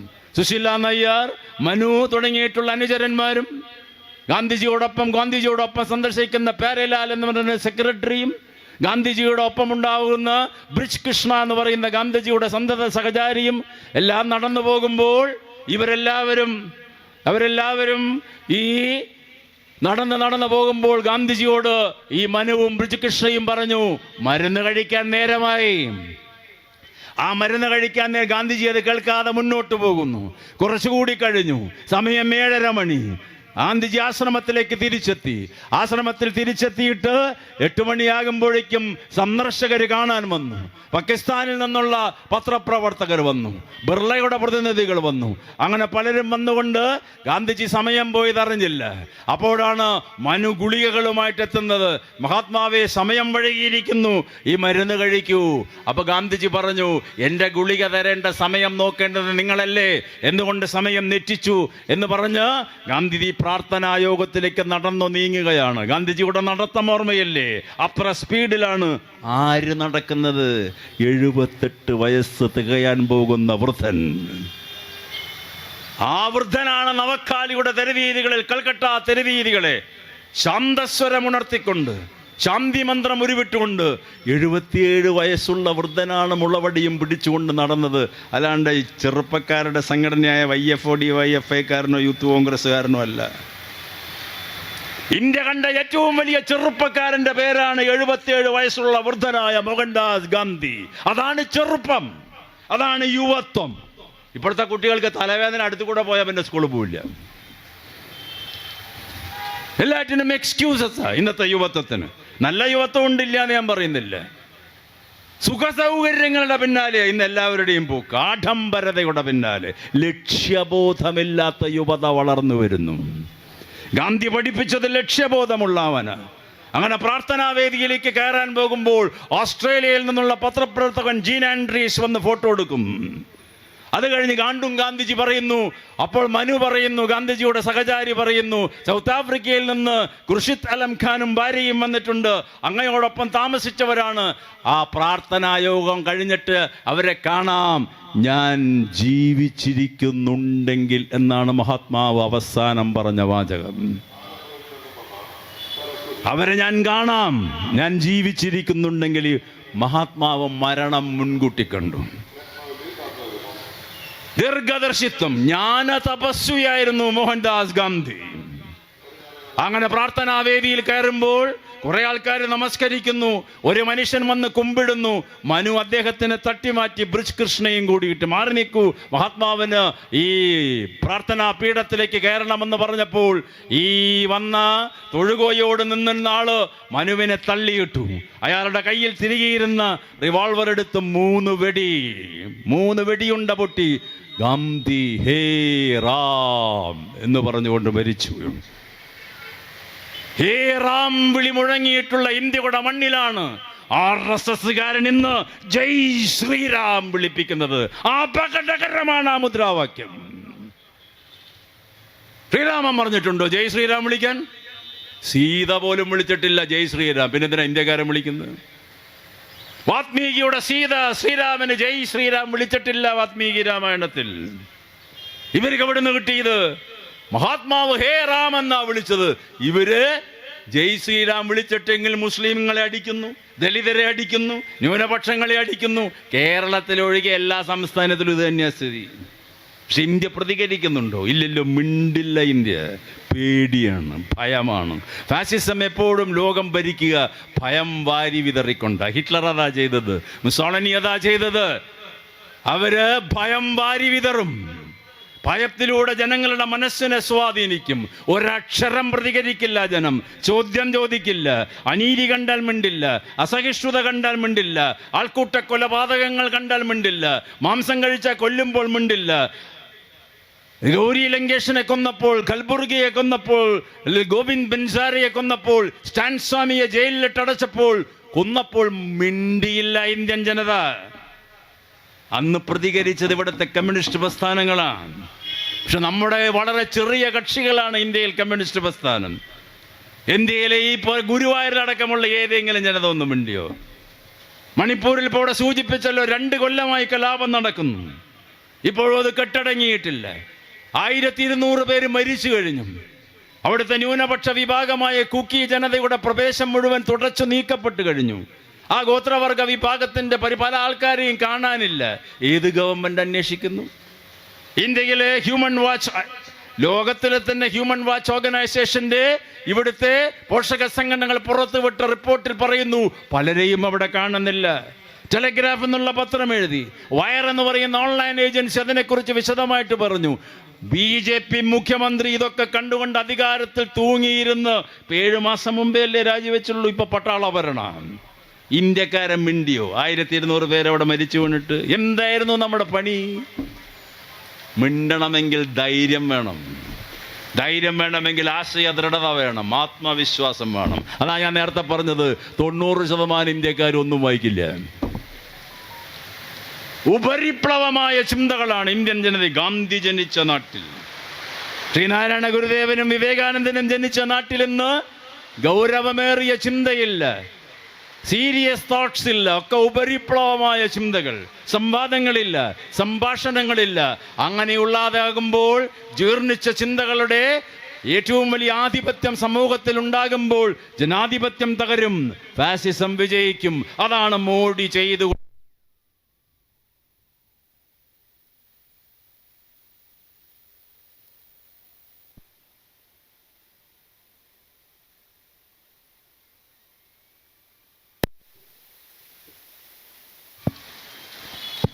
ഫാസിസത്തിനെ വിജയിപ്പിക്കാനുള്ള അവരുടെ ഏറ്റവും വലിയ തന്ത്രം ചിന്തകളെ ജീർണിപ്പിക്കുക. ചിന്തകളില്ലാതെയാവുന്ന സമൂഹത്തിൽ ജനാധിപത്യം നിലനിൽക്കില്ല, മതേതരത്വം നിലനിൽക്കില്ല. ചിന്തകൾ എപ്പോഴും ജീർണിക്കുമ്പോൾ സ്വാർത്ഥത വർദ്ധിക്കും, സ്വജനപക്ഷപാതം വർദ്ധിക്കും, ജാതിമത വിദ്വേഷം വർദ്ധിക്കും, വംശീയ ബോധം വർദ്ധിക്കും. അതാണ് ഹിറ്റ്ലറും മുസോളിനിയും ഇന്ത്യൻ പ്രധാനമന്ത്രിയും അല്ലെങ്കിൽ ലോകത്തിൽ ഇപ്പോൾ ഡൊണാൾഡ് ട്രംപും പുടിനും ഒക്കെ ചെയ്യുന്നത്. ഈ റേസിസ്റ്റ് ചിന്താഗതികളാണ്, മനുഷ്യവംശത്തിനെതിരായിട്ടുള്ള നീക്കങ്ങൾ. നെതന്യാഹു അതിൻ്റെ ഏറ്റവും വലിയ ദൃഷ്ടാന്തമാണ്. ലക്ഷക്കണക്കിന് പേരെ കൊന്നൊടുക്കിയത്. പലസ്തീൻ്റെ പ്രശ്നം തുടങ്ങിയിട്ട് 1948 മുതൽ ആരംഭിച്ചത്. ഗാസ ഇന്ന് ശവശരീരങ്ങളുടെ കൂമ്പാരമാണ്. ഇവിടെ എല്ലാവരും പറയും BJP-ക്കാർ ഹമാസുകാർ മോശമായതുകൊണ്ട് അവിടെ പ്രശ്നം. ഹമാസ് അറ്റാക്ക് ചെയ്യുന്നതിനേക്കാൾ മുന്നെയോ 1948 മുതൽ ഇസ്രായേലിൻ്റെ ആദ്യത്തെ പ്രധാനമന്ത്രിയായ ബെൻഗൂറിയൻ മുതൽക്ക് ഈ നെതന്യാഹു വരെ എന്താ ചെയ്തത്? അമേരിക്കൻ സാമ്രാജ്യത്വത്തിൻ്റെ പിന്തുണയോടുകൂടി നിഷ്ഠൂരമായി കൊല ചെയ്തില്ലേ ഈ പാവങ്ങളെ? ഗോൾഡ മേർ എന്ന പ്രധാനമന്ത്രി പറയുന്നത് എന്താ? പ്രസിദ്ധമായ വാചകം, ഒരൊറ്റ പലസ്തീനുകൾ ജീവിച്ചിരിക്കാൻ പാടില്ല എന്നവരന്ന് പ്രസ്താവിച്ചത്. അങ്ങനെ വംശീയ ബോധമുണ്ടാക്കുക. ഈ ട്രംപും ഇപ്പോഴത്തെ നമ്മുടെ പ്രധാനമന്ത്രിയും ഒക്കെ മതവിദ്വേഷമുണ്ടാക്കി ജാതി മേൽക്കോയ്മ സിദ്ധാന്തം അവതരിപ്പിച്ച് ഇവിടെ നോക്കുമ്പോൾ ഞാൻ നേരത്തെ സൂചിപ്പിച്ച ഉപനിഷത്തിൻ്റെ പൈതൃകമല്ല നടപ്പിലാക്കിക്കൊണ്ടിരിക്കുന്നത്. വാത്മീകി എഴുതിയ രാമനെ കൊണ്ട് വാത്മീകി പറയിപ്പിക്കും, മമ ആത്മാനം മനുഷ്യ, ഞാൻ മനുഷ്യനാണ്, ഞാൻ മനുഷ്യനാണെന്ന് രാമനെ കൊണ്ട് വാത്മീകി 100-ൽ പരം തവണ രാമായണത്തിൽ പറയിപ്പിച്ചു. RSSന്റെ രാമനോ ദൈവത്ര. എവിടുന്ന് ദൈവം? ഏത് ദൈവം? RSSന്റെ രാമനിൽ വിശ്വസിക്കുന്നവരാ ഇന്ത്യയിൽ ഭൂരിഭാഗവും. വാത്മീകിയുടെ രാമനിൽ ഇപ്പം ആരും വിശ്വസിക്കുന്നില്ല. കാരണം വാത്മീകി രാമായണം വായിച്ചിട്ടില്ല. ഇപ്പം കർക്കിടക മാസം നാളെ അവസാനിക്കുക, എല്ലാ അമ്പലത്തിലും രാമായണ പാരായണുണ്ട് അല്ലേ? പോയി നോക്കിക്കോളൂ. ഒരാളിങ്ങനെ വായിക്കേണ്ടാവും, 2-3 ആൾക്കാർ കേൾക്കാനുണ്ടാവും. മിക്കവാറും അമ്പലത്തിൽ 10-ൽ കൂടുതൽ ആളെ കാണില്ല. അവിടെ തന്നെ സ്ഥിതി എന്താ? വായിക്കുന്ന ആൾക്കും അതിൻ്റെ അർത്ഥം അറിയില്ല, കേൾക്കുന്ന ആൾക്കും അതിൻ്റെ അർത്ഥം അറിയില്ല. പിന്നെ വെറുതെ ഇരുന്ന് ഇങ്ങനെ വായിച്ചുകൊണ്ടിരിക്കുക. ഞാൻ നേരത്തെ പറഞ്ഞ ഉപനിഷത്ത് മന്ത്രം കേട്ട് പൂജാരിമാർക്ക് പോലും അതിൻ്റെ അർത്ഥം മനസ്സിലായിട്ടില്ല ഇപ്പോഴും ഇന്ത്യയിൽ. അപ്പം രാമായണം അർത്ഥം മനസ്സിലാക്കാതെ വായിച്ചാൽ പിന്നെ രാമനെ ദുർവ്യാഖ്യാനിക്കാം. രാമൻ സകല ചരാചരങ്ങളുടെയും സുഹൃത്താണ്. കുരങ്ങന്മാരുടെ, കാട്ടാളന്മാരുടെ, അണ്ണാരക്കണ്ണൻ്റെ, പക്ഷികളുടെ, രാക്ഷസന്മാരുടെ, മനുഷ്യരുടെ, ആദിവാസികളുടെ ഒക്കെ സുഹൃത്താണ് വാത്മീകിയുടെ രാമൻ. സീതാന്വേഷണത്തിന് ഈ ശബരിക്കാടുകളിലൂടെ പോകുമ്പോഴാണ് ശബരി എന്ന് പറയുന്ന ഒരു മനീഷിയായ ഒരു ഭക്ത അവിടെ രാമനെയും ലക്ഷ്മണനെയും കാത്തിരുന്നത് ഇവരെ സ്വീകരിക്കാൻ. അവരിലൂടെ പോകുന്നുണ്ടെന്ന് കേട്ടുകൊണ്ട് വിശന്ന് സഹിക്കാൻ വയ്യാതപ്പോൾ കായ്കനികൾ പറിച്ചെടുത്ത് അവർ ആ മരത്തിൽ നിന്നുള്ള ഒരു ഫലം ഭക്ഷിച്ചു. ശബരി പകുതി കടിച്ചപ്പോഴാണ് രാമൻ വരുന്നത്, വാത്മീകി ചിത്രം വരയ്ക്കുന്നത്. രാമൻ വന്ന് ചോദിക്കുകയാണ് ഈ ദളിത് സ്ത്രീയായ ശബരിയോട്, അമ്മേ എനിക്ക് വിശക്കുന്നു, ഭക്ഷണം തരൂ. എൻ്റെ അടുത്ത് ഇതേ ഉള്ളൂ മോനെ ഞാൻ കടിച്ച ഭക്ഷണം. സൂര്യവംശ ചക്രവർത്തി, രഘുവംശ തിലോത്തമൻ, ശ്രീരാമചന്ദ്രൻ ദളിത് സ്ത്രീ കടിച്ച ഭക്ഷണത്തിൻ്റെ ഉച്ഛിഷ്ടം കഴിച്ചു. വാത്മീകി അങ്ങനത്തെ രാമനെ അവതരിപ്പിച്ചത്. ഈ RSS രാമന്മാരോ ഇന്ത്യയിലെ ദളിതന്മാരെ മുഴുവൻ ചുട്ടുകൊല്ലുക, ഭൂമിയിൽ നിന്ന് അടിയോടിക്കുക. ഏത് രാമായണം ഇവർ വായിച്ചിട്ടുള്ളത്? ആ രാമൻ പറഞ്ഞത് എല്ലാവരെയും ഒരുമിച്ച് പിടിക്കാന്, ആ രാമൻ പറഞ്ഞത് എല്ലാറ്റിനെയും ചേർന്ന് പിടിക്കാന്. സേതുബന്ധനം നടത്തുന്നത്, കടലിൽ ചിറകെട്ടുന്നത് എന്തിന്റെ ലക്ഷണം വാത്മീകി പറയുന്നു? അതാണ് ഐക്യമുണ്ടെങ്കിൽ എന്തും പടുത്തുയർത്താം. അവിടെ അണ്ണാരക്കണ്ണനും കുരങ്ങന്മാരും മനുഷ്യനും പ്രകൃതിയിലെ ജീവജാലങ്ങളും മുഴുവൻ ഒന്നിച്ചിട്ടാണ് ആ സേതുബന്ധനം നടത്തിയത്. അതാണ് അതിൽ നിന്ന് പഠിക്കേണ്ടതെന്ന് വാത്മീകി പറയുന്നുണ്ട്. ഐക്യത്തോടുകൂടി നിന്നാൽ ഹിമാലയവും എടുത്തു പൊക്കാം. അത് RSSന് പറ്റില്ല. ഇന്ത്യയിൽ എല്ലാവരെയും വിഭജിക്കണം, മതം പറഞ്ഞുകൊണ്ട് രാഷ്ട്രീയം അധികാരം പിടിക്കണം. മോഡി മതം അല്ലാതെ വേറെ എന്തെങ്കിലും ഈ 10 കൊല്ലം പറയുന്നത് കേട്ടിട്ടുണ്ടോ? ഈ തൃശ്ശൂർ തെരഞ്ഞെടുപ്പിൽ വന്നിട്ടുണ്ട്, രാമമന്ത്രമല്ല ഉദ്ദേശിച്ച് തൃപ്രയാറിൽ പോകും, ഗുരുവായൂരിൽ പോകും, വടക്കനാഥനിൽ പോകും. ഇദ്ദേഹം നാട്ടിൽ പട്ടിണി കിടക്കുന്നവരുടെ അടുത്ത് പോയിട്ട് എന്തെങ്കിലും വർത്തമാനം പറയുന്നത് കേട്ടിട്ടുണ്ടോ? അംബാനിയുടെ കല്യാണത്തിന് പോവും, അഡാനിയുടെ മകന്റെ ഡ്രസ്സ് എടുക്കാൻ പോകുന്നല്ലാതെ വാട്ട് ഈസ് ഹി ഡൂയിങ്? ഇന്ത്യയിലെ 141 കോടി ജനങ്ങളിൽ അമർത്യാസെന്നിന്റെയും അല്ലെങ്കിൽ ജോസഫ് ഷൂൾസിന്റെയും സായിനാഥിന്റെയും രാമചന്ദ്ര ഗുഹയുടെയൊക്കെ പുസ്തകങ്ങൾ വായിച്ചാൽ നമുക്കറിയാം 36% പേർക്ക് 2 നേരത്തെ ഭക്ഷണമേ ഉള്ളൂ. സ്വാതന്ത്ര്യം കിട്ടിയിട്ട് 79 വർഷം കഴിഞ്ഞു. എന്ത് സ്വാതന്ത്ര്യം ഇന്ത്യയിൽ, എന്ത് ജനാധിപത്യം ഇന്ത്യയിൽ? അവർ മനുഷ്യന്മാരല്ലേ? കുറെ IT സ്പെഷ്യലിസ്റ്റും കുറെ വല്ല മാനേജീരിയൽ ടെക്നോക്രാറ്റ്സും മാത്രമാണോ മനുഷ്യന്മാർ? ഡോക്ടർമാരും എഞ്ചിനീയറും മാത്രമാണോ മനുഷ്യന്മാർ? പാവപ്പെട്ട മത്സ്യത്തൊഴിലാളികൾ മനുഷ്യരല്ലേ? കർഷക തൊഴിലാളികൾ മനുഷ്യരല്ലേ? ഉടുതുണിയില്ലാത്ത എത്ര പേർ ഗുരുവായൂർ നടയിൽ വന്ന് തള്ളപ്പെടുന്നു? ഇവിടെ ഭിക്ഷക്കാരില്ലേ? അവര് മനുഷ്യരല്ലേ? ആർക്കാണ് അവരെ കുറിച്ച് ബോധം? ഏത് ജനാധിപത്യത്തെ കുറിച്ചാണ് നമ്മൾ ഈ പറയുന്നത്? മോഡി മാത്രം ഉണ്ടാക്കിയതല്ല, കോൺഗ്രസ് ഗവൺമെന്റും ഇതിന്റെ കാരണക്കാരല്ലേ? പണ്ഡിറ്റ് നെഹ്റുവിന്റെ ശേഷം രാജ്യത്തിലെ ജനങ്ങളെ ഒന്നിച്ച് കാണാൻ പറ്റാത്തൊരു ജനാധിപത്യ സംവിധാനമാണ് ഇന്ത്യയിൽ. അംബേദ്കർ തുടക്കത്തിലേ പറഞ്ഞു. ഭരണഘടനാ പ്രസംഗം പാർലമെന്റിൽ 1949 നവംബർ മാസം 12-ാം തീയതി അവതരിപ്പിച്ചുകൊണ്ട് അംബേദ്കർ പറഞ്ഞു, വലിയ ഉജ്ജ്വലമായ പ്രസംഗം, 1.5 മണിക്കൂർ നീണ്ടുനിന്ന അനർഗളമായ ഇംഗ്ലീഷ് ഭാഷയിൽ അംബേദ്കർ പ്രസംഗിച്ച അവസാനം ആരാ കേൾക്കാനിരിക്കുന്നത്? ജവഹർലാൽ നെഹ്റു, സർദാർ പട്ടേൽ, മൗലാന ആസാദ്, പട്ടാഭി സീതാറാമയ്യ, രാജഗോപാലാചാരി, സർവേപ്പള്ളി രാധാകൃഷ്ണൻ, മൗണ്ട് ബാറ്റൻ, ഇവരൊക്കെ ഇരിക്കുന്ന കോൺസ്റ്റിറ്റ്യൂവന്റ് അസംബ്ലിയിൽ വെച്ചാണ് അംബേദ്കർ പ്രസംഗിക്കുന്നത്, ഭരണഘടനയെ ആവിഷ്കരിച്ചുകൊണ്ട്. എന്നിട്ട് അവസാനം പറയുക, പ്രിയപ്പെട്ട ജവഹർലാൽ, ഇന്ത്യക്ക് രാഷ്ട്രീയ സ്വാതന്ത്ര്യം ലഭിച്ചു എന്നുള്ളത് ശരിയാണ്. പക്ഷെ ഇന്ത്യയുടെ രാഷ്ട്രീയ സ്വാതന്ത്ര്യത്തിന് അർത്ഥം വേണമെങ്കിൽ ഇന്ത്യയിൽ സാമൂഹിക സമത്വം വേണം, സാമ്പത്തിക സമത്വം വേണം. Political democracy must be followed by social and economic democracy. ഇന്ന് വരെ അത് നടപ്പിലായിട്ടില്ല. അവിടെയാണ് അംബേദ്കറിന്റെ പ്രസക്തി. അംബേദ്കർ പണ്ഡിത ശിരോമണിയാണ്. ഇന്ത്യൻ രാഷ്ട്രീയത്തിൽ അംബേദ്കറുമായി തർക്കത്തിന് തയ്യാറായത് ഒരൊറ്റ ആളേ ഉള്ളൂ, മോഹൻദാസ് കരംചന്ദ് ഗാന്ധി, രാഷ്ട്രപിതാവ് എന്ന നിലയ്ക്ക്. വിജ്ഞാന ശിരോമണിയായ നെഹ്റു പോലും തയ്യാറായിട്ടില്ല. കാരണം 22-ാമത്തെ വയസ്സാകുമ്പോഴേക്കും 32 ബിരുദാനന്തര ബിരുദങ്ങൾ. ഡോക്ടർ അംബേദ്കറിന്റെ എഡ്യൂക്കേഷണൽ ക്വാളിഫിക്കേഷൻസ് കുട്ടികൾ പഠിക്കണത്. അന്നത്തെയും ഇന്നത്തെയും വലിയ സർവകലാശാല, ഓക്സ്ഫോർഡ് യൂണിവേഴ്സിറ്റി, കൊളംബിയ യൂണിവേഴ്സിറ്റി, അവിടെ നിന്ന് പൊളിറ്റിക്കൽ സയൻസിൽ, ഇക്കണോമിക്സിൽ, ഹിസ്റ്ററിയിൽ PhD. വലിയ വലിയ പ്രബന്ധങ്ങളും പുസ്തകങ്ങളും എഴുതി. അനിഹിലേഷൻ ഓഫ് കാസ്റ്റ്, വേറൊരു പുസ്തകം എഴുതി, caste its genesis, origin and development. ലോകവേദികളിൽ പ്രബന്ധം അവതരിപ്പിക്കപ്പെട്ടു. കൊളംബിയ യൂണിവേഴ്സിറ്റി അത് കുട്ടികളെ പഠിപ്പിക്കാൻ തുടങ്ങി, ജാതിയുടെ ഉത്ഭവത്തിനെ കുറിച്ച്. ആ പണ്ഡിത ശിരോമണിയായവരുമായി തർക്കത്തിലേർപ്പെടാൻ ഇന്ത്യൻ നേതാക്കന്മാർക്ക് ആത്മധൈര്യമുണ്ടായിരുന്നില്ല, ഗാന്ധിക്കൊഴികെ. അംബേദ്കറും ഗാന്ധിയും നടത്തിയ സംവാദം ഇന്ത്യൻ രാഷ്ട്രീയ സ്വാതന്ത്ര്യ സമര ചരിത്രത്തിലെ ഉജ്ജ്വല ഏടുകളാണ്. അഭിപ്രായ വ്യത്യാസങ്ങൾ, പക്ഷെ പരസ്പരം ബഹുമാനമുള്ളവർ, പരസ്പരം സുഹൃത്തുക്കളുമായിരുന്നു, പക്ഷെ കടുത്ത അഭിപ്രായ വ്യത്യാസങ്ങൾ. ഇന്ന് ഒരാൾ വേറെ ആളെ വിമർശിച്ച പിന്നെ ആജീവനാന്തം മിണ്ടില്ല, പാർട്ടിക്കുള്ളിലും മിണ്ടില്ല, പുറത്തും മിണ്ടില്ല. അങ്ങനെ ഇന്നത്തെ ലോകം, ഇന്നത്തെ രാഷ്ട്രീയം. അംബേദ്കറും ഗാന്ധിയും വിമർശിച്ചാലും പിറ്റേ ദിവസം ഗാന്ധി അംബേദ്കറും സുഹൃത്തുക്കളാണ്.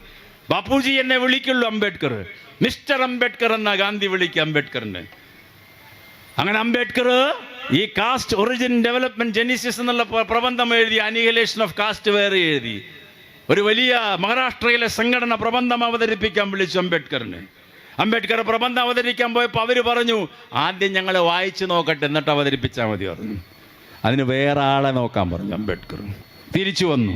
സ്വന്തം കയ്യിൽ നിന്ന് കാശെടുത്ത് ആ പ്രബന്ധം പ്രിന്റ് ചെയ്ത് പബ്ലിഷ് ചെയ്തു. അതാണ് ലോകപ്രശസ്തമായ അനിഹിലേഷൻ ഓഫ് കാസ്റ്റ്. എന്നിട്ട് 8 അണ വില ഇട്ടു. അന്ന് 8 അണ വലിയ പൈസയാണ്. അപ്പൊ ഗാന്ധി പരിഹസിച്ചുകൊണ്ട് ഹരിജൻ എന്ന് പറയുന്ന മാസികയിൽ എഴുതി, അംബേദ്കറെ അതിന് 4 അണ വിലയുടെ മൂല്യമേ ഉള്ളൂ, 8 അണ വേണ്ടിയിരുന്നില്ല. ഒരു മറുപടി കൊടുക്കുന്നുണ്ട് അംബേദ്കർ. മഹാത്മാവേ, ഇതിൻ്റെ അർത്ഥം അങ്ങേക്ക് പിന്നീട് മനസ്സിലാകും. കൊടുമ്പിരി കൊള്ളുന്ന സംവാദം. ഗാന്ധി ആദ്യം ജാതി വ്യവസ്ഥയെ അനുകൂലിച്ച ആളാ. അംബേദ്കർ തുടക്കം മുതലേ അതിനെ എതിർത്തു, ബ്രാഹ്മണ്യ സിദ്ധാന്തത്തിന്. ഇന്ത്യ നശിക്കാനുള്ള കാരണം ബ്രാഹ്മണ്യമാണെന്ന് അംബേദ്കർ അർത്ഥശങ്കക്കിടയില്ലാത്ത പറഞ്ഞു. ചാതുർവർണ്ണ സിദ്ധാന്തമാണ് ഈ കുഴപ്പത്തിന്റെ കാരണം. അതുകൊണ്ട് അതില്ലായ്മയിൽ ചെയ്യപ്പെട്ടില്ലെങ്കിൽ സ്വാതന്ത്ര്യം നിലനിൽക്കില്ല, ഇവര് ഭരിക്കും. അന്നും ഫാസിസം അധികാരത്തിൽ വരുമെന്ന് 1930കളുടെ അവസാനത്തിൽ അംബേദ്കർ ദീർഘദർശിത്വത്തോടു കൂടി പറഞ്ഞു. ഇവരെ സൂക്ഷിച്ചുകൊള്ളൂ, ഈ ബ്രാഹ്മണിസ്റ്റ് ഐഡിയാസിനെ. പക്ഷെ മഹാത്മാഗാന്ധി അവസാനം അംബേദ്കറോട് യോജിക്കുകയാണ്. അംബേദ്കർ പറയുന്നത് ശരിയാണ്, ഞാൻ ജാതിയെ എതിർക്കുന്നു, മനുഷ്യനാണ് വലുത്. തുടക്കത്തിലാണ് ഗാന്ധി അനുകൂലിച്ചത്, 1920കളുടെ തുടക്കത്തിൽ. 20കളുടെ അവസാനത്തോടുകൂടി ഗാന്ധി നഖശികാന്തം പൊരുതുകയാണ് ജാതി വ്യവസ്ഥിതിക്കെതിരായി. ഗുരുദേവനുമായി ഗാന്ധി കാണുന്നു, വൈക്കത്ത് വന്നു. കേരളത്തിൽ 5 തവണ മഹാത്മാഗാന്ധി വന്നു. ഗുരുവായൂർ സത്യാഗ്രഹം നടക്കുന്നു. ഇതിലൂടെ പോയി തൃശ്ശൂരിൽ വന്നു. അവിടെ വന്നപ്പോൾ സത്യാഗ്രഹത്തെക്കുറിച്ച് അറിഞ്ഞു. കേളപ്പനെ വിളിച്ചു. കേളപ്പൻ AKGയുടെ നേതൃത്വത്തിലാണ് സത്യാഗ്രഹം. കേളപ്പൻ നിരാഹാരമെടുക്കുന്നു ഈ ഗുരുവായൂർ കിഴക്കേ നടയിൽ. 4 ദിവസം പിന്നിട്ടു നിരാഹാരം. മഹാത്മാഗാന്ധി വിളിച്ചു പറഞ്ഞു, നിരാഹാരം അവസാനിപ്പിക്കൂ. അങ്ങ് ചെയ്യുന്ന സമരം ഏറ്റവും ഉത്കൃഷ്ടമായ സമരം. എല്ലാവർക്കും അമ്പലത്തിൽ കയറാൻ അനുവാദം വേണം എന്ന് രാഷ്ട്രപിതാവ് പ്രഖ്യാപിക്കുകയാണ് ഗുരുവായൂർ സത്യാഗ്രഹത്തിന് പിന്തുണ കൊടുത്തുകൊണ്ട്. വൈക്കം സത്യാഗ്രഹത്തിനും രാഷ്ട്രപിതാവ് പിന്തുണ പ്രഖ്യാപിച്ചു അവിടെ ചെന്നുകൊണ്ട്. അന്ന് മഹാത്മാവിനെ കാണാൻ വൈക്കം അമ്പലത്തിൻ്റെ കുടുംബാവകാശികളായ ഇണ്ടന്തിരുത്തി മനയിലെ നമ്പൂതിരിമാർ ഗാന്ധിജിയെ കാണാൻ വിസമ്മതിച്ചു. ആ മനയുടെ മുന്നിലുള്ള മുറ്റത്ത് ഒരു ചെയറിട്ട് കൊടുത്തു. അകത്തേക്ക് കയറാൻ സമ്മതിച്ചില്ലേ നമ്പൂരി. ഇന്ത്യയുടെ രാഷ്ട്രപിതാവിന് ജാതി, മഹാത്മാഗാന്ധി വൈശ്യനായി, ഇത് ബ്രാഹ്മണനാണ്.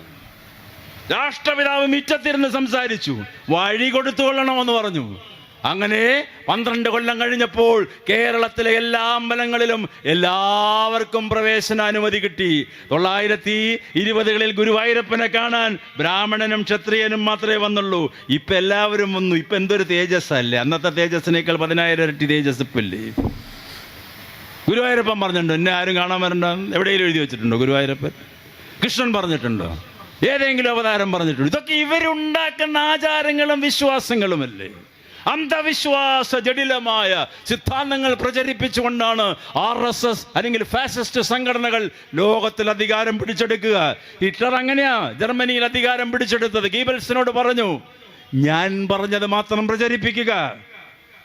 എൻ്റെ മുന്നിലെ ഭരണകർത്താക്കൾ ജ്യൂസ് ഉണ്ടാക്കിയിട്ടുള്ള 200 ചില്ലുവാനം കെട്ടിടങ്ങൾ പൊളിക്കാൻ പറഞ്ഞു. എൻ്റെ ഓർമ്മ നിലനിൽക്കുന്ന പുതിയ കെട്ടിടങ്ങൾ ഉണ്ടാക്കാൻ പറഞ്ഞു. 10-30 കെട്ടിടങ്ങൾ ബെർലിൻ, ബോൺ, മ്യൂണിച്ചിലൊക്കെ ഹിറ്റ്ലറുടെ മന്ത്രി ഗീബൽസും മന്ത്രിസഭയും ഉണ്ടാക്കി. ഞാനാണ് ജർമ്മനിയുടെ അധിപൻ, എന്നെ മാത്രം ഭാവി തലമുറ ഓർത്താൽ മതി എന്ന് ഹിറ്റ്ലർ പ്രഖ്യാപിച്ചു. അതെന്നെ എവിടെയും പഴയ പാർലമെന്റ് അവിടെ നിൽക്കുമ്പോൾ 20,000 കോടി രൂപയുടെ കാശ് മുടക്കിയിട്ട് പുതിയ പാർലമെന്റ് ഉണ്ടാക്കി. ചെങ്കോലും പിടിച്ച് കോണമെടുത്ത 10 സന്യാസിമാരുടെ അകമ്പടിയോട് കൂടിയിട്ട് വന്നില്ലേ പാർലമെന്റിലേക്ക് ഈ പ്രധാനമന്ത്രി. എന്നിട്ട് പഴയ പാർലമെന്റ് ഓർക്കുക, ഇതാണ് ഞാൻ ഉണ്ടാക്കിയത് മാത്രം ഓർക്കാം. മോഡിക്ക് ഗ്യാരണ്ടി, മോഡിക്ക് ഗ്യാരണ്ടി, മോഡിക്ക് ഗ്യാരണ്ടി. തൃശ്ശൂരും വന്ന് പറഞ്ഞു, ഏത് ഗ്യാരണ്ടി? കള്ളവോട്ടിന്റെ ഗ്യാരണ്ടിയോ? ഏത് ഗ്യാരണ്ടിയെ കുറിച്ചാണ് മോഡി പറയുന്നത്? ഇവിടുത്തെ പട്ടിണി മാറ്റിയോ? സാമൂഹിക സമത്വം ഉണ്ടാക്കിയോ? സാമ്പത്തിക സമത്വം ഉണ്ടാക്കിയോ? ഒരാളുടെ മകന്റെ വിവാഹം നടന്നു, 5000 കോടി രൂപ മുടക്കിയിട്ട് അംബാനിയുടെ മകന്റെ വിവാഹം നടത്തിക്കോട്ടെ, അയാളുടെ ഇഷ്ടം. സ്വന്തം അധ്വാനിച്ച, പക്ഷെ സ്വന്തം അധ്വാനിച്ച പൈസയല്ല ഇത്. ഇന്ത്യൻ ജനകോടികളെ ചൂഷണം ചെയ്തുകൊണ്ടാണ് 7.5 ലക്ഷം കോടി രൂപയുടെ ആദ്യത്തെ ലോകത്തിലെ 11 കോടീശ്വരന്മാരിൽ ഒരാളായിട്ട് അംബാനി മാറിയത്. ഇന്ന് ഇന്ത്യയിലെ ഏറ്റവും വലിയ കോടീശ്വരൻ അഡാനി. എങ്ങനെ ഉണ്ടാക്കിയ കാശ്? തുറമുഖം കൊടുത്തു, തീവണ്ടി കൊടുത്തു, എയർപോർട്ട് കൊടുത്തു, എല്ലാം വിറ്റ് തുലയ്ക്കല്ലേ അഡാനിക്ക്. അയാൾ സ്വന്തം ഏർപ്പെടുത്തിയിട്ടുണ്ടാക്കുന്നതാണോ അതെല്ലാം? ഇന്ത്യൻ ജനാധിപത്യം അതാണോ? നെഹ്റു കണ്ട, ഗാന്ധിജി കണ്ട വിഭാവനം ചെയ്ത ഡെമോക്രസി അതാണോ? അതിനു മുമ്പ് ഗുരുദേവനും അല്ലെങ്കിൽ വിവേകാനന്ദ സ്വാമിയും എഴുതി വെച്ച സാമൂഹിക സമത്വം അതാണ്. ആ അംബാനിയുടെ മകൻ 5000 കോടി രൂപയുടെ കല്യാണം നടക്കുമ്പോൾ ജാംനഗറിൽ 7 ദിവസത്തെ കല്യാണം നടന്നപ്പോൾ നിങ്ങളും ഞാനും ഒക്കെ റീൽസ് ഇങ്ങനെ കണ്ടിട്ട് ആസ്വദിക്കുക. മകനും മകളും ഒക്കെ ഇങ്ങനെ നടന്നു പോകുന്നു. ഇന്ത്യയിലെ സിനിമാ താരങ്ങൾ, സ്പോർട്സ് പ്രഗത്ഭന്മാർ, ടെണ്ടുൽക്കർ അടക്കമുള്ളവർ അതിൽ വരുന്നു, അമിതാഭ് ബച്ചൻ വരുന്നു, ലോക ഗായകന്മാർ വരുന്നു, ലോക പ്രധാനമന്ത്രിമാർ വരുന്നു. ആഘോഷത്തിൻ്റെ ആഘോഷം. അപ്പം നമ്മൾ ഒരു കാര്യം ഓർത്തില്ല, അതേ ഇന്ത്യയിൽ 2 കൊല്ലം മുമ്പേ അല്ലേ കല്യാണം നടന്ന്, അതേ ഇന്ത്യയിൽ ബോംബെയിൽ, മദ്രാസിൽ, കൽക്കട്ടയിൽ, കേരളത്തിൽ, ബംഗാളിലും കർണാടകയിലും ഗുജറാത്തിലുമെല്ലാം കോടിക്കണക്കിന് വരുന്ന മനുഷ്യന്മാർ ഒരു നേരത്തെ ഭക്ഷണമില്ലാതെ നാട്ടിൽ ഉഴലുന്നുണ്ട് എന്ന്. ഏത് ഇന്ത്യയെക്കുറിച്ചാണ് നമ്മൾ ഈ സംസാരിക്കുന്നത്? അത് ചിന്തിക്കേണ്ടവൻ്റെ പേരാണ് കമ്മ്യൂണിസ്റ്റ്. കമ്മ്യൂണിസ്റ്റുകാരെങ്ങനെ ചിന്തിക്കാതെ നടന്നിട്ടൊന്നും ഒരു കാര്യമില്ല. ഫൈറ്റിംഗ് അഗൈൻസ്റ്റ് ഫാസിസം, അത് ഭയങ്കര പ്രവൃത്തിയാണ്, നിസ്സാരമല്ല. ജീവത്യാഗം ചെയ്യേണ്ടി വരും, ജയിലറകളിൽ പോകേണ്ടി വരും, മടിപതറാതെ മുന്നോട്ട് പോകണം. അത് ആശയപരമായ പോരാട്ടമാണ്. ഇടതുപക്ഷ പ്രത്യയശാസ്ത്രത്തിനെയാണ് RSSന്റെ പേടി. കമ്മ്യൂണിസ്റ്റുകാർ വളരെ കുറവേ ഇന്ത്യയിലുള്ളൂ. പക്ഷെ RSS ഏറ്റവും പേടിക്കുന്നത് ആരെയാ? ഇടതുപക്ഷ പ്രത്യയശാസ്ത്രം, മാർക്സിസത്തിനെയാ. ഗോൾവാൾക്കർ എഴുതി വെച്ചു വിചാരധാരയിൽ, മുസൽമാനും ക്രൈസ്തവരും കമ്മ്യൂണിസ്റ്റുകാരും ഇന്ത്യ വിട്ടു പോകണം. അന്നേ എഴുതിയില്ലേ 1930. ഇപ്പോഴും അത് തന്നെ ആർലേക്കറും പറയുന്നത്, മോഡിയും പറയുന്നത്, അമിത്ഷായും പറയുന്നത്. ഇവർ അപകടകാരികളാണ്. കേരള ഗവൺമെന്റിനെ ശ്വാസം മുട്ടിച്ചു കൊല്ലുന്നത് പിണറായി വിജയനോടുള്ള വ്യക്തിവിദ്വേഷമൊന്നുമല്ല. ഈ കേരളം ഭരിക്കുന്നത് മാർക്സിസ്റ്റ് പ്രത്യയശാസ്ത്രമാണ്, ഇടതുപക്ഷ ഐഡിയോളജിയാണ്. അത് ദഹിക്കില്ല അവർക്ക്. അത് ദഹിക്കരുതെന്ന് ഗോൾവാൾക്കർ അന്നേ എഴുതി വെച്ചിട്ടുണ്ട്. ഹിറ്റ്ലർ മാർക്സിസത്തിനെതിരായിരുന്നു, മുസോളിനി എതിരായിരുന്നു, ലോക ഏകാധിപതികൾ മുഴുവൻ എതിരാണ്. മഹാനായ ലെനിൻ ജനിച്ച റഷ്യയിൽ നിന്ന് ഏകാധിപതിയായ പുടിനാ ഭരിക്കുന്നത്, ഫാസിസ്റ്റാണ്. ഇതൊക്കെ ലോകത്തിൽ വരുന്ന മാറ്റങ്ങളാണ്. അപ്പൊ ലോകത്തിലെ ബഹുഭൂരിഭാഗം വരുന്ന രാഷ്ട്രങ്ങളും എന്ന് ചിന്തിക്കുന്നത് റൈറ്റ് വിങ് എക്സ്ട്രീമിസമാണ്, വലതുപക്ഷ തീവ്രവാദം. ലോകത്തിലെ 35 പ്രധാനപ്പെട്ട രാഷ്ട്രങ്ങൾ ഭരിക്കുന്നത് റൈറ്റ് വിങ് ഗവൺമെന്റ്, ഇന്ത്യ അടക്കം, ട്രംപ് അടക്കം. ആ റൈറ്റ് വിങ് ഗവൺമെന്റുകൾ നിലനിൽക്കുന്നിടത്തോളം കാലം മാനവികതയുണ്ടാവില്ല, സമത്വമുണ്ടാവില്ല, സാഹോദര്യമുണ്ടാവുകയില്ല. ഭരണഘടനയുടെ ആമുഖത്തിൽ അംബേദ്കർ എഴുതി സമത്വം, സ്വാതന്ത്ര്യം, സാഹോദര്യം. 1757 ഫ്രഞ്ച് വിപ്ലവം നടക്കുമ്പോൾ തത്വചിന്തകനായ വോൾട്ടയറും റൂസോയും എഴുതി വെച്ച മുദ്രാവാക്യമാണ് ലിബർട്ടി, ഇക്വാലിറ്റി, ഫ്രറ്റേണിറ്റി. ആ മുദ്രാവാക്യം വിളിച്ചുകൊണ്ടാണ് ഫ്രാൻസിൽ ലൂയി 14 എന്ന് പറയുന്ന ക്രൂരനായ ഏകാധിപതിക്കെതിരെ ജനങ്ങൾ പോരാടി അദ്ദേഹത്തെ കൊല്ലുന്നത്. എന്നിട്ട് അംബേദ്കർ പറയും, ഞാൻ ഫ്രാൻസിൽ നിന്ന് കടമെടുത്തതല്ല ഈ 3 ദർശനങ്ങൾ. ഞാനിത് ഇന്ത്യൻ സമരത്തിൻ്റെ തീച്ചൂളയിൽ ഒരുപാട് ദരിദ്രരും ദുരിതം അനുഭവിക്കുന്നവരും അവരുടെ തീഷ്ണതയാർന്ന അനുഭവത്തിൻ്റെ വേദനകൾ കണ്ട്, ദുരിതം കണ്ടുകൊണ്ട് ഈ മുദ്രാവാക്യം എൻ്റെ നെഞ്ചിലൂടെ കത്തിപ്പടരുന്നു. സമത്വം, സ്വാതന്ത്ര്യം, സാഹോദര്യം, ഇക്വാലിറ്റി, ലിബർട്ടി, ഫ്രറ്റേണിറ്റി. അതാണ് അംബേദ്കർ നെഹ്റുവിനോട് പറഞ്ഞ്, ഇതിൽ 3 ഏറ്റവും പ്രധാനം ജവഹർലാൽ സാഹോദര്യമാണ്.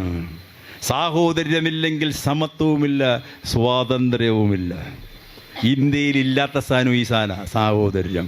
ഇവിടെ ഹിന്ദുവിനെ മുസ്ലിമിനെ കണ്ടുകൂടാ, ക്രിസ്ത്യാനിയെ കണ്ടുകൂടാ, സിഖുകാരനെ കണ്ടുകൂടാ, ബുദ്ധനെ കണ്ടുകൂടാ, ജൈനനെ കണ്ടുകൂടാ, ദളിതനെ കണ്ടുകൂടാ, ആദിവാസിയെ കണ്ടുകൂടാ, നായർക്ക് ഈഴവനെ കണ്ടുകൂടാ, ഈഴവൻ അതിൻ്റെ ചുവട്ടിലുള്ളവനെ കണ്ടുകൂടാ. What fraternity? ഏത് സാഹോദര്യം? ഇത് 1950 അംബേദ്കർ പറഞ്ഞു ഇതുണ്ടാവാൻ പോവാണ് ഇന്ത്യയിൽ. ജാതി സാമുദായിക ചിന്തകൾ വളർന്നു വരികയല്ലേ. എന്നിട്ട് അംബേദ്കർ പറയും, ഞാൻ ഈ സാഹോദര്യം എന്നുള്ള ദർശനം എടുത്തത് എൻ്റെ ഗുരുനാഥൻ പഠിപ്പിച്ചു തന്ന എനിക്ക്. ആരാ ഗുരുനാഥൻ? അംബേദ്കറുടെ സാക്ഷാൽ ബുദ്ധദേവൻ. ബുദ്ധന്റെ ടീച്ചിങ്സ് ആണ് അംബേദ്കർ നെഞ്ചോട് ചേർത്ത് വെച്ച് മുന്നോട്ട് നടന്നത്. ബുദ്ധൻ ഉപയോഗിച്ച വാക്കാണ് എപ്പോഴും മൈത്രി, മൈത്രി, മൈത്രി. മൈത്രി എന്ന് പറഞ്ഞാൽ സംസ്കൃത ആ വാക്കിന്റെ അർത്ഥം സാഹോദര്യം. സാഹോദര്യമില്ലാതെ സ്വാതന്ത്ര്യമില്ല. സ്വാതന്ത്ര്യം എന്നുള്ള നല്ല രുചിയുള്ള ഭക്ഷണം. ആ സ്വാതന്ത്ര്യം കിട്ടാതെ വരുമ്പോഴാണ് സ്വാതന്ത്ര്യത്തിന്റെ വില അറിയാം. മോളെ ഒരു 2 ദിവസം അമ്മയച്ഛനും കൂടി ഒരു മുറിക്കുള്ളിൽ പൂട്ടിയിട്ട് എന്താ സ്ഥിതി മോളുടെ? അങ്ങനെ പൂട്ടിയിട്ടപ്പെട്ടവർ ലക്ഷക്കണക്കിന് ഇന്ന് ഇന്ത്യയിലുണ്ട്. മിണ്ടാൻ പറ്റുന്നില്ല, ചങ്ങലയിലാണ്. സ്റ്റാൻ സ്വാമിയുടെ കഥ ഞാൻ പറഞ്ഞു. ഒരുപാട് 108 സോഷ്യൽ ആക്ടിവിസ്റ്റുകൾ ഇപ്പോഴും പൂനെ യർവാദ ജയിലിലും തീഹാർ ജയിലിലും കിടക്കുകയാണ്. വിചാരണയില്ല, FIR ഇല്ല, ഒന്നുമില്ല. ഈ ഫാസിസ്റ്റ് മോഡി ഭരിക്കുമ്പോൾ ഇത് ഡെമോക്രസിയാണോ, ജനാധിപത്യമാണോ? ഗാന്ധി പറഞ്ഞ ജനാധിപത്യം ഇതാണോ? ഗാന്ധിയോടൊരു കുട്ടി ചെന്ന് ചോദിക്കും, ബാപ്പുജി എന്താണ് ജനാധിപത്യം എന്ന് പറഞ്ഞു തരുമെന്ന്, സബർമതി ആശ്രമത്തിലിരിക്കുമ്പോൾ. അപ്പോൾ ഗാന്ധി മറുപടി പറയുന്നുണ്ട്, വെൽ സെഡ് എക്സ്പ്ലനേഷൻ. എന്താ പറയുന്നത്? മോൾ ഓട്ടപ്പന്തയം കണ്ടിട്ടുണ്ടോ എന്ന് ചോദിക്കും. ഉണ്ട് എന്ന് പറയും. എന്താ കണ്ടത്? അത് ഓടിയിട്ട് 2 പേര് ഓടുമ്പോൾ ഒരാൾ ജയിച്ചു, അതാണ് ഓട്ടപ്പന്തയം. അതല്ല മോളെ, ഒരാൾ തോൽക്കാനില്ലാതെ വേറൊരാൾക്ക് ജയിക്കാൻ പറ്റില്ല, അതാണ് ജനാധിപത്യം. ഇവിടെ തോൽക്കുന്നവനെ അകറ്റി നിർത്തുന്നു. നിസ്സഹായവർ മനുഷ്യരല്ല, നിരാലംബര് മനുഷ്യരല്ല, പട്ടിണി കിടക്കുന്നവൻ മനുഷ്യനല്ല, ഒന്നുമില്ലാത്തവനെ മാറ്റി നിർത്തുന്നു. രാജ്യം അംബാനിക്കും അഡാനിക്കും ബിർളയ്ക്കും ടാറ്റയ്ക്കും മാത്രം. ഇന്ത്യയുടെ പൊതുമേഖല മുഴുവൻ സ്വകാര്യ മേഖലയ്ക്ക് വിറ്റഴിച്ചു. അതിൻ്റെ സാമൂഹിക ഇക്കണോമിക് സമത്വങ്ങൾ കൊണ്ടുവരാൻ ഇവർ തയ്യാറാകുന്നില്ല. രാജ്യം പുരോഗമിക്കുന്നതിനോട് നമ്മളെതിരല്ല, പക്ഷെ ഈക്വൽ ഡിസ്ട്രിബ്യൂഷൻ ഓഫ് വെൽത്ത് അതുണ്ടാകുന്നില്ല. പട്ടിണി കൂടുന്നു, സാമൂഹിക അസമത്വം കൂടുന്നു. ബുള്ളറ്റ് ട്രെയിനും അല്ലെങ്കിൽ എന്താ പറയുക വന്ദേ ഭാരത് എക്സ്പ്രസ് ഒക്കെ ഇഷ്ടംമാരി ഓടിച്ചോട്ടെ, നമ്മളൊക്കെ അതിൽ യാത്ര ചെയ്യുന്നുണ്ട്. പക്ഷേ ആ ട്രെയിനിൻ്റെ ഉള്ളിൽ ഭിക്ഷയ്ക്ക് വരുന്ന ആയിരക്കണക്കിന് മനുഷ്യന്മാർ ഈ രാജ്യത്തുണ്ട്. അവരെ ഓർക്കണം. ഓരോ പട്ടണങ്ങളിലുമുണ്ട്, ഗ്രാമങ്ങളിലുമുണ്ട്. കടൽ തീരത്തുള്ള മത്സ്യത്തൊഴിലാളികളുടെ സ്ഥിതി ഇപ്പോഴും എന്താ? മനുഷ്യരല്ലേ അവർ? കടൽ കയറിയാൽ അവരെവിടെ പോകും? ഇപ്പോഴും മത്സ്യം കിട്ടാത്ത, ട്രോളിംഗ് നിരോധിക്കപ്പെട്ട സമയങ്ങളിൽ അവരുടെ ജീവിതമെന്ത്, ഭക്ഷണമെന്ത്? പൊന്നാനി മുതൽ, അല്ലെങ്കിൽ പൊന്നാനി വേണ്ട, കാസർഗോഡ് മുതൽ തിരുവനന്തപുരം വരെയുള്ള മത്സ്യമേഖലയിലെ സ്ഥിതി എന്താ? ഇവരെക്കുറിച്ച് ആരോർക്കുന്നു? ഏത് ഭരണകൂടം ഓർക്കുന്നു? അപ്പം രാമനെ ദുർവ്യാഖ്യാനിക്കുന്നു, ജനാധിപത്യത്തിനെ ഇല്ലായ്മ ചെയ്തുകൊണ്ട്, ഈ കഥകൾ പറഞ്ഞുകൊണ്ട്, യാഥാർത്ഥ്യ വസ്തുതകളിൽ നിന്ന് ജനങ്ങളുടെ ചിന്തകളെ തിരിച്ചുവിട്ടുകൊണ്ടാണ് ഫാസിസം പ്രവർത്തിക്കുക.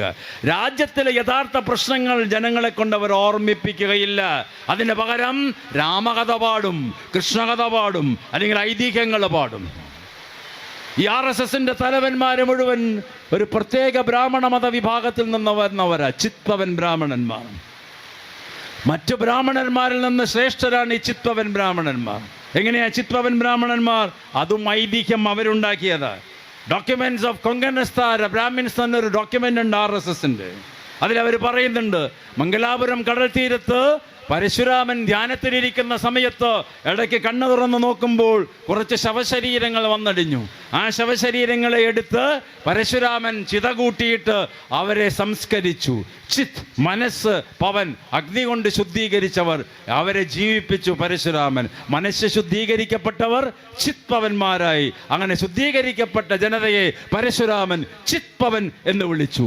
ആ ചിത്പവൻ ബ്രാഹ്മണന്മാർ കൊങ്കൺ പ്രദേശത്ത് നിന്ന് ജീവിതം ആരംഭിച്ച് 1700കളുടെ തുടക്കത്തിൽ മറാഠ സാമ്രാജ്യത്തിലേക്ക് കുടിയേറി പൂന, ബോംബെ തീരങ്ങളിലേക്ക്. അന്ന് ഛത്രപതി ശിവജിയുടെ സാമ്രാജ്യം നിലനിൽക്കുന്ന കാലഘട്ടം, ശിവജിയുടെ അവസാന നാളുകൾ.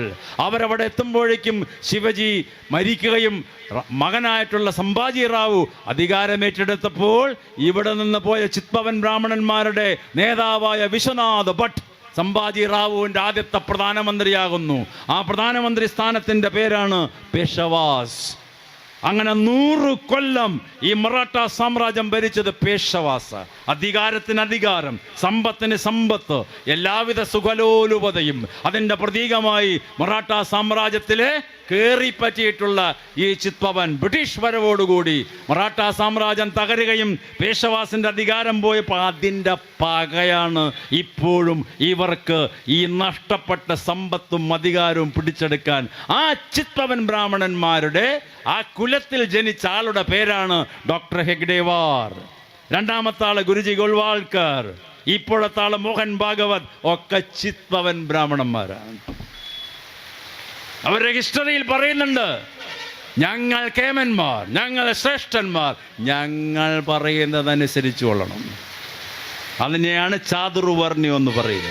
ഇനി അതിനേക്കാൾ അപ്പുറത്ത് വേറൊരാളുണ്ടായിരുന്നു, ഇന്ത്യൻ സ്വാതന്ത്ര്യ സമരത്തിലെ മുടിചൂടാമന്നനായ ആദ്യത്തെ നേതാവ് ബാലഗംഗാധര തിലകൻ, ഗോപാലകൃഷ്ണ ഗോഖലെ, ഒക്കെ ചിത്പവൻ ബ്രാഹ്മണന്മാരാണ്. ബ്രാഹ്മണ്യത്തിൻ്റെ ജാതി വ്യവസ്ഥതയുടെ ഈ അപ്പോസ്തലന്മാരായ ബാലഗംഗാധര തിലകനാണ് രാഷ്ട്രീയത്തിൽ ആദ്യമായി മതത്തിനെ കൂട്ടിക്കൊലർത്തിയത്. ഇന്ത്യയിൽ ഗണപതി ഉത്സവം തുടങ്ങിയത് ആദ്യം ബാലഗംഗാധര തിലകന, വോട്ട് പിടിക്കാൻ. ഗണപതിക്ക് എന്ത് കാര്യം രാഷ്ട്രീയത്തിൽ? മഹാരാഷ്ട്രയിൽ ആദ്യത്തെ ഗണപതി ഉത്സവം നടത്തുന്ന തിലകനാണ്. അന്ന് മുതൽ തുടങ്ങി RSS മതത്തിനെ രാഷ്ട്രീയവുമായിട്ട് കൂട്ടിച്ചേർക്കാൻ. ഇപ്പം എല്ലാ ദേവന്മാർക്കും ഉത്സവമായി. ഇല്ലാത്ത ദേവനും ഉത്സവമാണ്, ഉള്ള ദേവനും ഉത്സവമാണ്. ഒരമ്പലത്തിൽ 1 മണിക്കൂർ നീണ്ട വെടിക്കെട്ടാണെങ്കിൽ അടുത്ത അമ്പലത്തിൽ 2 മണിക്കൂർ നേരത്തെ വെടിക്കെട്ട്. ഇവിടെ 10 ആനയാണെങ്കിൽ അടുത്ത അമ്പലത്തിൽ 15 ആന വേണം. മനുഷ്യന്മാർ തമ്മില കോമ്പറ്റീഷൻ, ദേവന്മാരും ദേവിമാരും അല്ല. ചിന്തകളെ അങ്ങനെയാക്കി മാറ്റി. ഗുരുദേവൻ അന്നും പറഞ്ഞിട്ടുണ്ട് ആത്മോപദേശ ശതകത്തിൽ, കരിയും വേണ്ട കരിമരുന്നും വേണ്ട. കരിച്ചാൽ ആനയും വേണ്ട, കരിമരുന്നും പാടില്ല. അമ്പലത്തിൽ നിന്ന് എഴുതി വെച്ച യുഗപ്രഭാവനാണ് നാരായണ ഗുരുദേവൻ. ആ ഗുരുദേവനോടെ പോയി ഇപ്പം കരിയും വേണം, ആനയും വേണം, കരിമരുന്നും വേണം. ആഡംബരതയുടെ പ്രതീകങ്ങളായി ദേവന്മാരുടെയും ദേവിമാരുടെയും ഉത്സവം ഇവരുണ്ടാക്കിയതാ അത് RSS. ആചാരങ്ങളിലൂടെ കഴിഞ്ഞ 19 വർഷങ്ങളിലൂടെ അങ്ങനെ ഇന്ത്യൻ സമൂഹത്തിനെ മുഴുവൻ ഈ ആശയപ്രചരണത്തിലൂടെ അന്ധവിശ്വാസത്തിലെയും യുക്തിരഹിത ചിന്തകളിലേക്കും നയിക്കുക. യഥാർത്ഥ ഭക്തിയുള്ളവരെ നമുക്ക് ബഹുമാനം. നമ്മളാരെയും ബഹുമാനം. കമ്മ്യൂണിസ്റ്റുകാർക്ക് അമ്പലത്തിൽ പോവാം, ആർക്കും പോവാം, അമ്പലത്തിൽ പള്ളിയിൽ പോവാം, അതിനൊന്നും ആരും നിഷേധിക്കുന്നില്ല. ദൈവത്തിനെ പ്രാർത്ഥിക്കാം. പക്ഷെ അമ്പലത്തിൽ പോയാൽ ഭക്തിയോടുകൂടി മനസ്സിനെ അർപ്പിക്കണം. ഭാഗവതം കഥ വായിക്കണം കുട്ടികളും. വലിയ പുസ്തകം, 10 അവതാരങ്ങൾ വ്യാസൻ എഴുതിയതാണ്. അതിൽ ആയിരക്കണക്കിന് കഥയുണ്ട്. അപ്പോൾ ഒരു ദിവസം കൃഷ്ണനും അർജുനനും കൂടി യമുനാ തീരത്ത് കൂടെ നടന്നു പോവുക. അപ്പോൾ യമുനയുടെ വെള്ളം ഇങ്ങനെ പൊന്തി വരിക, ഇടയ്ക്ക് താഴും ഇടയ്ക്ക് പൊന്തും. അപ്പോൾ അർജുനന് പേടിയാവാൻ തുടങ്ങി. അപ്പോൾ അർജുനൻ കൃഷ്ണനോട് ചോദിച്ചു, വെള്ളപ്പൊക്കം വരും, നമുക്ക് ഇവിടുന്ന് മാറുക കൃഷ്ണ. അപ്പോൾ കൃഷ്ണൻ വലിയ ആളാണ്, അർജുനൻ മറക്കണം. അപ്പോൾ മനുഷ്യൻ്റെ ചാപല്യാണ് വ്യാസനോടെ കാണിക്കുന്നത്. അപ്പോൾ കൃഷ്ണൻ പറഞ്ഞു, വെള്ളമൊന്നും വരില്ല, നമുക്ക് കുറച്ചുകൂടി നടക്കുക. അങ്ങനെ കുറച്ചുകൂടി നടന്നപ്പോൾ ഒരാൾ അപ്പുറത്ത് നിന്ന് വെള്ളത്തിൽ മുങ്ങുക. അയാളുടെ ശരീരത്തിൻ്റെ ബലം കൊണ്ട് വെള്ളം അങ്ങനെ പൊന്തുക. നോക്കുമ്പോൾ ഏട്ടനാ ഭീമസേനൻ. 10,000 ആനയുടെ ശക്തിയാണ്. അദ്ദേഹത്തിൻ്റെ ശരീരം വെള്ളത്തിൽ മുങ്ങുമ്പോൾ ആ ശരീരത്തിനനുസരിച്ച് വെള്ളം അങ്ങോട്ട് പൊന്തും. അദ്ദേഹം വെള്ളത്തിന് നീക്കുമ്പോൾ വെള്ളം താഴും. എന്നിട്ട് 3 പ്രാവശ്യം വെള്ളത്തിൽ മുങ്ങിക്കുളിച്ച് വെള്ളം കയ്യിലെടുത്ത് ഭീമൻ അന്തരീക്ഷത്തിൽ അർപ്പിക്കുകയാണ്. ഓം നമോ ഭഗവതേ വാസുദേവായ എന്ന് പറഞ്ഞിട്ട് 5 മിനിറ്റേ പ്രാർത്ഥിക്കുന്നുള്ളൂ. എന്നിട്ട് കയറി പോവാ.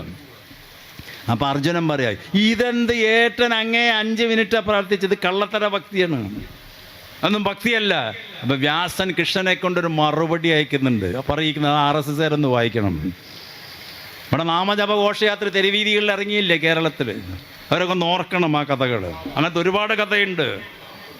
ഭക്തി എന്ന് പറഞ്ഞാൽ പ്രദർശനമല്ല, ബാഹ്യ പ്രദർശനമല്ല, ആന്തരിക സർഗാത്മകതയാണ് ഭക്തി, ആത്മാർപ്പണമാണ് ഭക്തി.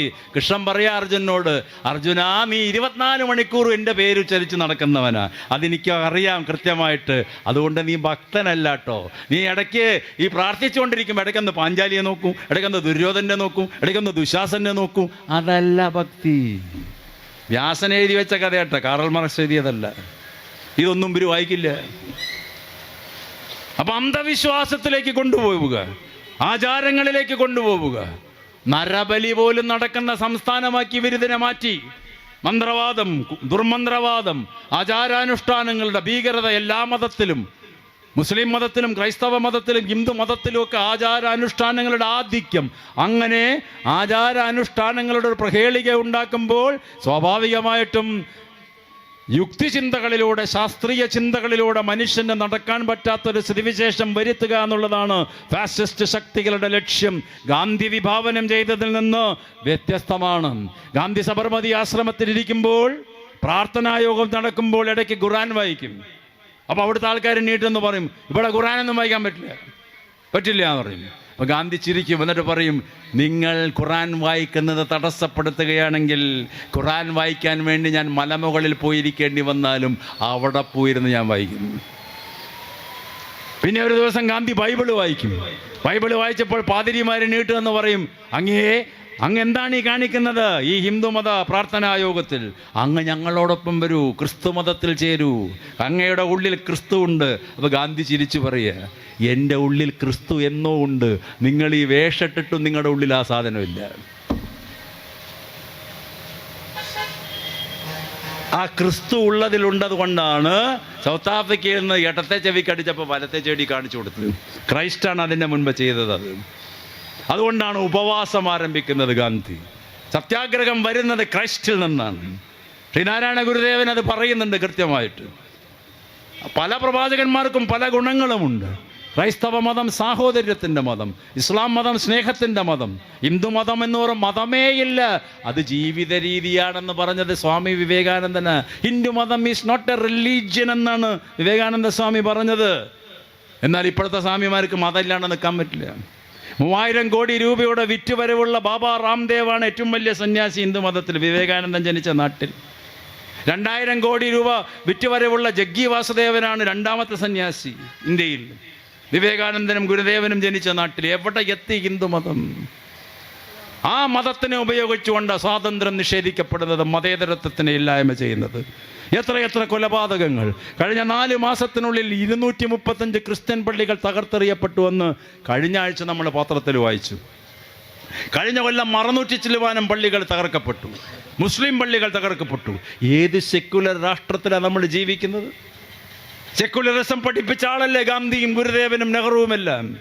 മൗലാന അബ്ദുൽ കലാം ആസാദിനോട് ചോദിക്കും പണ്ഡിതന്മാർ, അങ്ങക്ക് നാളെ ഈ രാജ്യത്തിന് സ്വാതന്ത്ര്യം കിട്ടാം, പക്ഷെ മതേതരത്വം വേണ്ട എന്നുള്ള നിലപാടെടുത്താൽ ഞങ്ങൾ സ്വാതന്ത്ര്യം തരാമെന്ന് ബ്രിട്ടീഷ് വൈസ്രോയ് പറഞ്ഞപ്പോൾ മൗലാന ഇന്ത്യയെ കണ്ട ഏറ്റവും വലിയ മുസ്ലിം പണ്ഡിതരിൽ ഒരാൾ ആസാദ് പറയുകയാണ്, കുത്തബ് മീനാറിൻ്റെ മുകളിൽ ഒരു മാലാഖ വന്നിരുന്നുകൊണ്ട്, ആസാദേ നിനക്ക് നാളെ രാവിലെ സ്വാതന്ത്ര്യം തരാം, പക്ഷെ മതേതരത്വം ഞാൻ പിടിച്ചെടുക്കുമെന്ന് പറഞ്ഞാൽ ഞാൻ ആ മാലാഖയോട് പറയും എനിക്ക് സ്വാതന്ത്ര്യം വേണ്ട, മതേതരത്വം മതിയെന്ന്. അത് പറഞ്ഞ നാടാണിത്. ഇവിടുത്തെ എല്ലാവിധ സാംസ്കാരിക സമ്പത്തിൻ്റെയും അഭിവൃദ്ധി ഉണ്ടാക്കി കൊടുത്തത് ഈ നാട്ടിലെ പഴയ ഈ ഉപനിഷത്ത് സംസ്കാരത്തിൻ്റെ വക്താക്കളും മുസ്ലിം സംസ്കാരത്തിൻ്റെ വക്താക്കളുമല്ലേ. മുഗൾ രാജവംശം 680 കൊല്ലം ഇന്ത്യ ഭരിച്ചു. ബാബർ ചക്രവർത്തി ഇന്ത്യയിലേക്ക് കടന്നു വന്ന് പരാജയപ്പെടുത്തിയത് ഇബ്രാഹിം ലോഡിയെ, അല്ലാതെ ഹിന്ദു ചക്രവർത്തിയല്ല. മകനായ ഹുമയൂൺ രാജ്യഭാരം ഏൽക്കാൻ പോകുമ്പോൾ രോഗശയ്യയിൽ കിടക്കുന്ന ബാബർ പറഞ്ഞു, ഹുമയൂണെ, രാജ്യം ഭരിക്കുമ്പോൾ ഹിന്ദുക്കളാണ് ഭൂരിപക്ഷം, അവരുടെ വിശ്വാസത്തിനെ ബഹുമാനിക്കാൻ പറ്റില്ലെങ്കിൽ സാമ്രാജ്യം പിരിച്ചുവിട്ട് തിരിച്ച് മാതൃരാജ്യത്തേക്ക് പോയിക്കോന്ന് വിൽപത്രം എഴുതിയത് ബാബർ. അതാണ് മുഗളന്മാർ. പിന്നീട് പേരക്കുട്ടി വന്നു അക്ബർ, ഇന്ത്യ കണ്ട ഏറ്റവും വലിയ വിശാലമനസ്കനായ ചക്രവർത്തി അക്ബർ, ചന്ദ്രഗുപ്ത മൗര്യൻ, അശോകൻ. ആ അക്ബറുടെ കാലഘട്ടത്തിലാണ് രാമായണം പേർഷ്യൻ ഭാഷയിലേക്ക് തർജ്ജമ ചെയ്യുന്നത്. അബ്ദുൽ നാസർ നിശ്ശരി എന്ന് പറയുന്ന പണ്ഡിതനെ കൊണ്ട് രാമായണം ലോകത്തിന് പരിചയപ്പെടുത്തി കൊടുത്തു, ഋഗ്വേദം പരിചയപ്പെടുത്തി കൊടുത്തു. പല സ്തോത്രങ്ങളും പേർഷ്യൻ ഭാഷയിലേക്ക് തർജ്ജമ ചെയ്ത് പേർഷ്യൻ പണ്ഡിതന്മാർ അത് ഇംഗ്ലീഷിൽ പരിഭാഷപ്പെടുത്തി. ആ അക്ബറുടെ കാലഘട്ടത്തിലാണ് പൊന്നാനിയിലെ വലിയ പള്ളി സ്ഥാപിക്കപ്പെടുന്നത്. ഷൈനുദ്ദീൻ മഖ്ദൂം ഒന്നാമൻ പൊന്നാനിയിൽ വന്ന സമയത്ത് സാമൂതിരി ഭരിക്കുമ്പോൾ ആ സൈനുദ്ദീൻ മഖ്ദൂം അവിടെ ഇരുന്നു കൊണ്ട് അക്ബർ ചക്രവർത്തിയുമായി കത്തിടപാടുകൾ നടത്തി. പൊന്നാനിയിൽ വെച്ച് സാമൂതിരിയുമായി ബന്ധം പുലർത്തി. മതേതരം, സാഹോദര്യം. ഞാൻ ചന്ദനപ്പൊട്ടും സിന്ദൂരപ്പൊട്ടും തൊട്ടുകൊണ്ടാണ് രാജസദസ്സിലേക്ക് വരിക. കാരണം ഞാൻ എല്ലാ മതത്തിനെയും ബഹുമാനിക്കുന്നു. എൻ്റെ നെറ്റിയിൽ നിസ്കാരത്തഴമ്പം ഉണ്ടാകും. ഇതെല്ലാം ഒന്നു തന്നെ എന്ന് പറഞ്ഞ മുഗളന്മാരുടെ ചരിത്രം ഇപ്പോൾ പഠിക്കാൻ പാടില്ല എന്നാണ് പറഞ്ഞ് സ്കൂളിലും കോളേജിലും. ഇയാളായിരുന്നു പറയാൻ? ഈ പ്രധാനമന്ത്രി. എങ്ങനെയാണ് അവർ ചരിത്രത്തിനെ ഡിസ്റ്റോർട്ട് ചെയ്യുന്നത്? ഷാജഹാന്റെ മകൻ ദാറാ ഷോക്കു, ഷാജഹാൻ മകനെ വിളിച്ച് പറയുകയാണ്, ഉപനിഷത്ത് തർജ്ജമ ചെയ്യൂ, ലോകത്തിന് പരിചയപ്പെടുത്തൂ. ലോകവിജ്ഞാനത്തിൻ്റെ ഭണ്ഡാകാരമാണ് ഉപനിഷത്ത്. അപാരമായ വൈജ്ഞാനിക സ്രോതസ്സാണ് ഉപനിഷത്ത്. ആദ്യത്തെ 10 ഉപനിഷത്തുകൾ ഈശാവാസം, കഠോപനിഷത്ത്, കേനോപനിഷത്ത്, മുണ്ടകോപനിഷത്ത്, ബൃഹദാരണ്യോപനിഷത്ത്, പ്രശ്നോപനിഷത്ത് തുടങ്ങിയ ആദ്യത്തെ 10 ഉപനിഷത്ത് മകൻ തർജ്ജമ ചെയ്തു. ബാപ്പയുടെ നിർദ്ദേശപ്രകാരം തർജ്ജമ ചെയ്തപ്പോൾ ഓരോ പേജിൻ്റെ ഇടതുവശത്തും തറാഷിക്കോ എഴുതി ഹരിശ്രീ ഗണപതേയ നമ. ആ പേജിൻ്റെ വലതുവശത്ത് ദാറാഷിക്കോ എഴുതി ബിസ്മില്ലാഹിർ റഹീം. മതേതരത്വത്തിൻ്റെ ഉത്തുംഗ ശൃംഗങ്ങൾ. അതാണ് മുഗളന്മാർ. ആ മുഗളന്മാരെ കുറിച്ച് പഠിക്കരുത് എന്നവർ മധ്യപ്രദേശിലെയും മഹാരാഷ്ട്രയിലെയും യു പിയിലൊക്കെ സ്കൂളിന് ഓർഡർ ഇറക്കി കൊടുത്തു. അവിടുത്തെ സർവകലാശാലയിൽ ഇത് പഠിക്കാതെയായിട്ട് 2 കൊല്ലമായി. എവിടേക്കാണ് ഇന്ത്യ പോകുന്നത്? ഗോൾവാൾക്കറിയും സവർക്കറിയും പഠിച്ച ഇന്ത്യ ഉണ്ടാവുമോ? പക്ഷെ ഇന്ത്യയിലെ ബഹുഭൂരിഭാഗം നേരത്തെ സൂചിപ്പിച്ച അഭ്യസ്ത വിദ്യരടക്കം ഇന്ന് BJP-ക്കാരാണ്. കാരണം മതത്തിൻ്റെ വർഗീയത പടർത്തി മനുഷ്യ മനസ്സിനെ വിഷലിപ്തമാക്കി. ചരിത്രം പഠിക്കണം, വസ്തുനിഷ്ഠമായിട്ട് അപഗ്രഥിക്കണം. അങ്ങനെയാണ് രാജ്യം മുന്നോട്ട് നടക്കുക.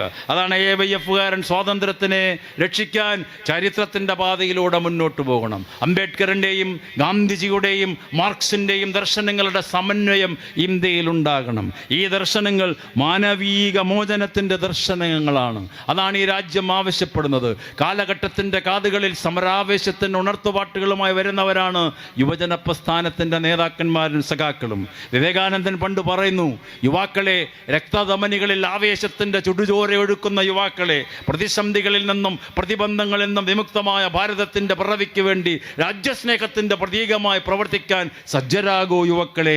യുവത്വം രാഷ്ട്രത്തിൻ്റെ അണയാത്ത ജ്വാലയാണ്, ജ്വലിച്ചുകൊണ്ടിരിക്കൂ യുവാക്കളെ എന്ന് വിവേകാനന്ദൻ പറഞ്ഞത് 34-ാമത്തെ വയസ്സിൽ സമാധി അടയുന്നതിന് മുൻപ് 1893 ചിക്കാഗോ പട്ടണത്തിൽ ചെന്നുകൊണ്ട് ലോകപ്രശസ്ത പ്രസംഗം നടത്തി. അന്ന് സായിപ്പ് കേൾക്കുകയാണ് ആദ്യമായിട്ടുള്ളൊരു അഭിസംബോധന. My dear sisters and brothers of America എന്നാണ് ഈ സ്വാമിക്കുട്ടി പറയുന്നത്. അന്ന് 21 വയസ്സാണ് ആ കുട്ടിക്ക്. അതുവരെ കേട്ടത് ലേഡീസ് ആൻഡ് ജെന്റിൽമെൻ എന്ന് മാത്രമേ ഉള്ളൂ. ഇത് കേട്ടതോടുകൂടി ലോകം നടുങ്ങി, ഞെട്ടിവിറയ്ക്കാൻ തുടങ്ങി. ലോകത്തിലൊരു പുതിയ മുദ്രാവാക്യം ഉയരുന്നു. ഈ ലോകത്തിലെ ഏത് ന്യൂക്ലിയർ ബോംബ് പൊട്ടുന്നതിനേക്കാൾ മുൻപേ 1893 വിജ്ഞാനത്തിൻ്റെ ന്യൂക്ലിയർ വിസ്ഫോടനം നടത്തിയിട്ടുള്ള മഹായുഗ പ്രഭാവനാണ് വിവേകാനന്ദൻ. വിവേകാനന്ദ സാഹിത്യ സംഗ്രഹം വായിക്കുന്നത് ഇന്ത്യയെ പുരോഗമനത്തിൽ നയിക്കും. ആ വിവേകാനന്ദനും ഇപ്പോൾ RSS-കാരനാണ് അവർ പറയുന്നത്.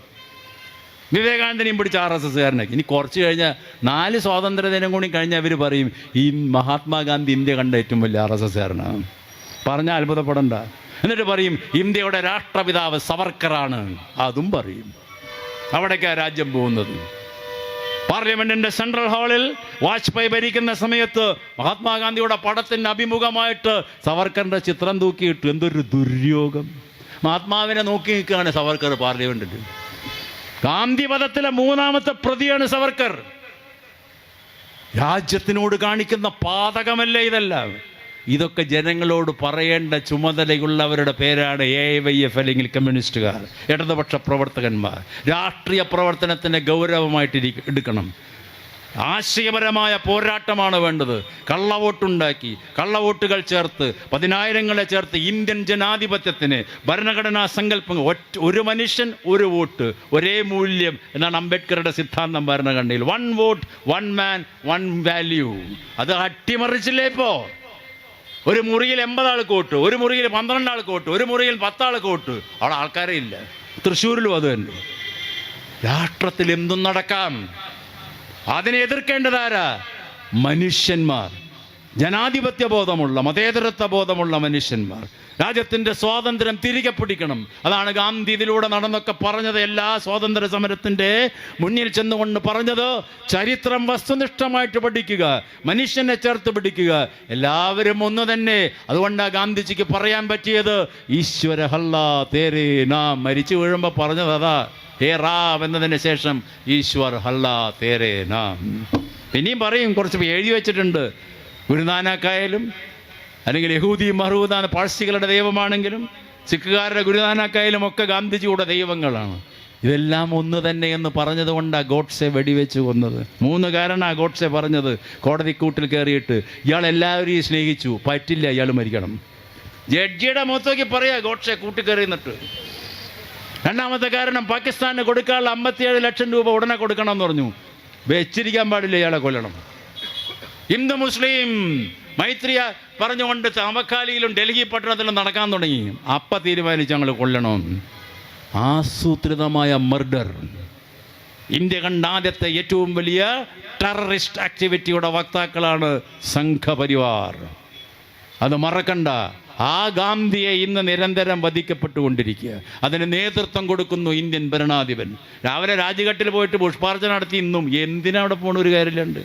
കാപ്പാട്ടാത്ത ഇവിടെ വയനാട്ടിലെ ദുരന്തം കടന്ന് 100-100 ആൾ മരിച്ച്, 1200 ആളോളം കാണാണ്ടായിട്ട് മരിച്ചിട്ട് അവിടെ ആശുപത്രിയിൽ വന്നൊരു കുട്ടീനെ പിടിച്ചിങ്ങനെ ചേർത്ത് എഴുതിയിട്ട് ആ കുട്ടി മോഡിയുടെ താടിയൊക്കെ തടവേ ചിത്രം നമുക്ക് ഓർമ്മയില്ലേ? കുട്ടിയെ കെട്ടിപ്പിടിച്ച് ലാളിച്ച് മോളെ വിഷമിക്കണ്ട, ഒരു പൈസ ദൂരം കൊടുത്തിട്ടില്ല വയനാട്ടിലെ ജനങ്ങൾക്ക്.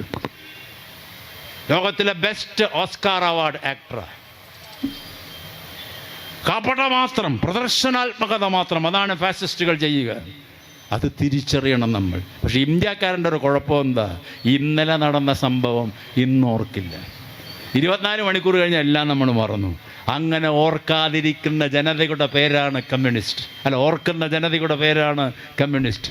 ചരിത്രത്തിനെ തിരിച്ചു പിടിക്കുന്ന ജനതയുടെ പേരാണ് കമ്മ്യൂണിസ്റ്റ്. ആപൽ കാലഘട്ടങ്ങളിൽ ചരിത്രത്തിനെ സ്മരിക്കണം, അങ്ങനെ മുന്നോട്ട് പോകുന്നവരാണ് കമ്മ്യൂണിസ്റ്റ് എന്ന് ലോക സാഹിത്യകാരൻ മിലൻ കുന്ദേര എഴുതിയിട്ടുണ്ട്. മറവികൾക്കെതിരായിട്ടുള്ള ഓർമ്മകളുടെ പോരാട്ടമാണ് ജനാധിപത്യത്തിന് വേണ്ടിയുള്ള പോരാട്ടമെന്ന് പഴയ ചിത്തചിന്തകന്മാർ എഴുതിയിട്ടുണ്ട്, പ്ലാറ്റോ അടക്കം. മറവികൾക്കെതിരായിട്ടുള്ള ഓർമ്മകളുടെ സമരം.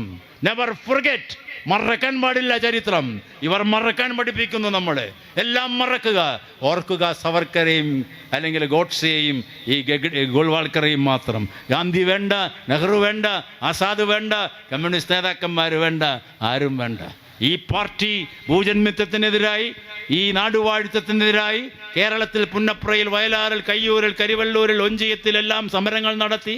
ആന്ധ്രയിൽ നക്സൽബാരിയിലും റായലസീമയിലും ബീഹാറിലെ തേബാഗയിലുമെല്ലാം മഹാരാഷ്ട്രയിലുമൊക്കെ ആ കാലഘട്ടത്തിൽ ഉജ്ജ്വല പോരാട്ടം നടത്തി. സഖാവ് സി രാജേശ്വർ റാവു, എസ്.എ. ഡാംഗെ, ബസവ പുന്നയ്യ, ജ്യോതി ബാസു, ഈ അങ്ങനെ തുടങ്ങിയിട്ടുള്ള ഒരുപാട് മഹാപ്രതിഭകൾ നയിച്ചിട്ടുള്ള, കേരളത്തിലാണെങ്കിൽ EMS അച്യുതമേനോൻ, MN TV ഒക്കെ ഈ രാജ്യത്ത് ജയിലിൽ പോയതും പോരാട്ടം നയിച്ചതും നൂറുകണക്കിന് മനുഷ്യൻ പുന്നപ്ര വയലാറിൽ മരിച്ചു വീണതുമൊക്കെ നാടിൻ്റെ മനുഷ്യന് വേണ്ടിയിട്ട, ഭാവി തലമുറയ്ക്ക് വേണ്ടിയിട്ട, ആ തലമുറയ്ക്ക് വേണ്ടിയുള്ള സമരമാണ് ഫാസിസത്തിനെതിരായ സമരം. അതുകൊണ്ട് സഖാക്കളെ, സുഹൃത്തുക്കളെ, സ്വാതന്ത്ര്യം കൈവിട്ട് കൊടുക്കരുത്. ഈ സ്വാതന്ത്ര്യം ജീവവായുവാണ്, ജീവശ്വാസമാണ്. ശ്വാസമില്ലെങ്കിൽ മനുഷ്യ ജീവനില്ല. സ്വാതന്ത്ര്യമില്ലാത്തൊരു സ്ഥിതി വന്നാൽ അതറിയാം, അതിൻ്റെ ഭീകരത. 27 കൊല്ലം ബ്രിട്ടീഷ് സാമ്രാജ്യത്വം ജയിലറയ്ക്കുള്ളിൽ അടച്ച്, അതിൽ 17 കൊല്ലം ഇരുട്ടറയിൽ അടച്ച് ഒരു മനുഷ്യൻ 27 കൊല്ലം കഴിഞ്ഞ് ലോകചരിത്രത്തിൽ പുറത്തു വന്നു.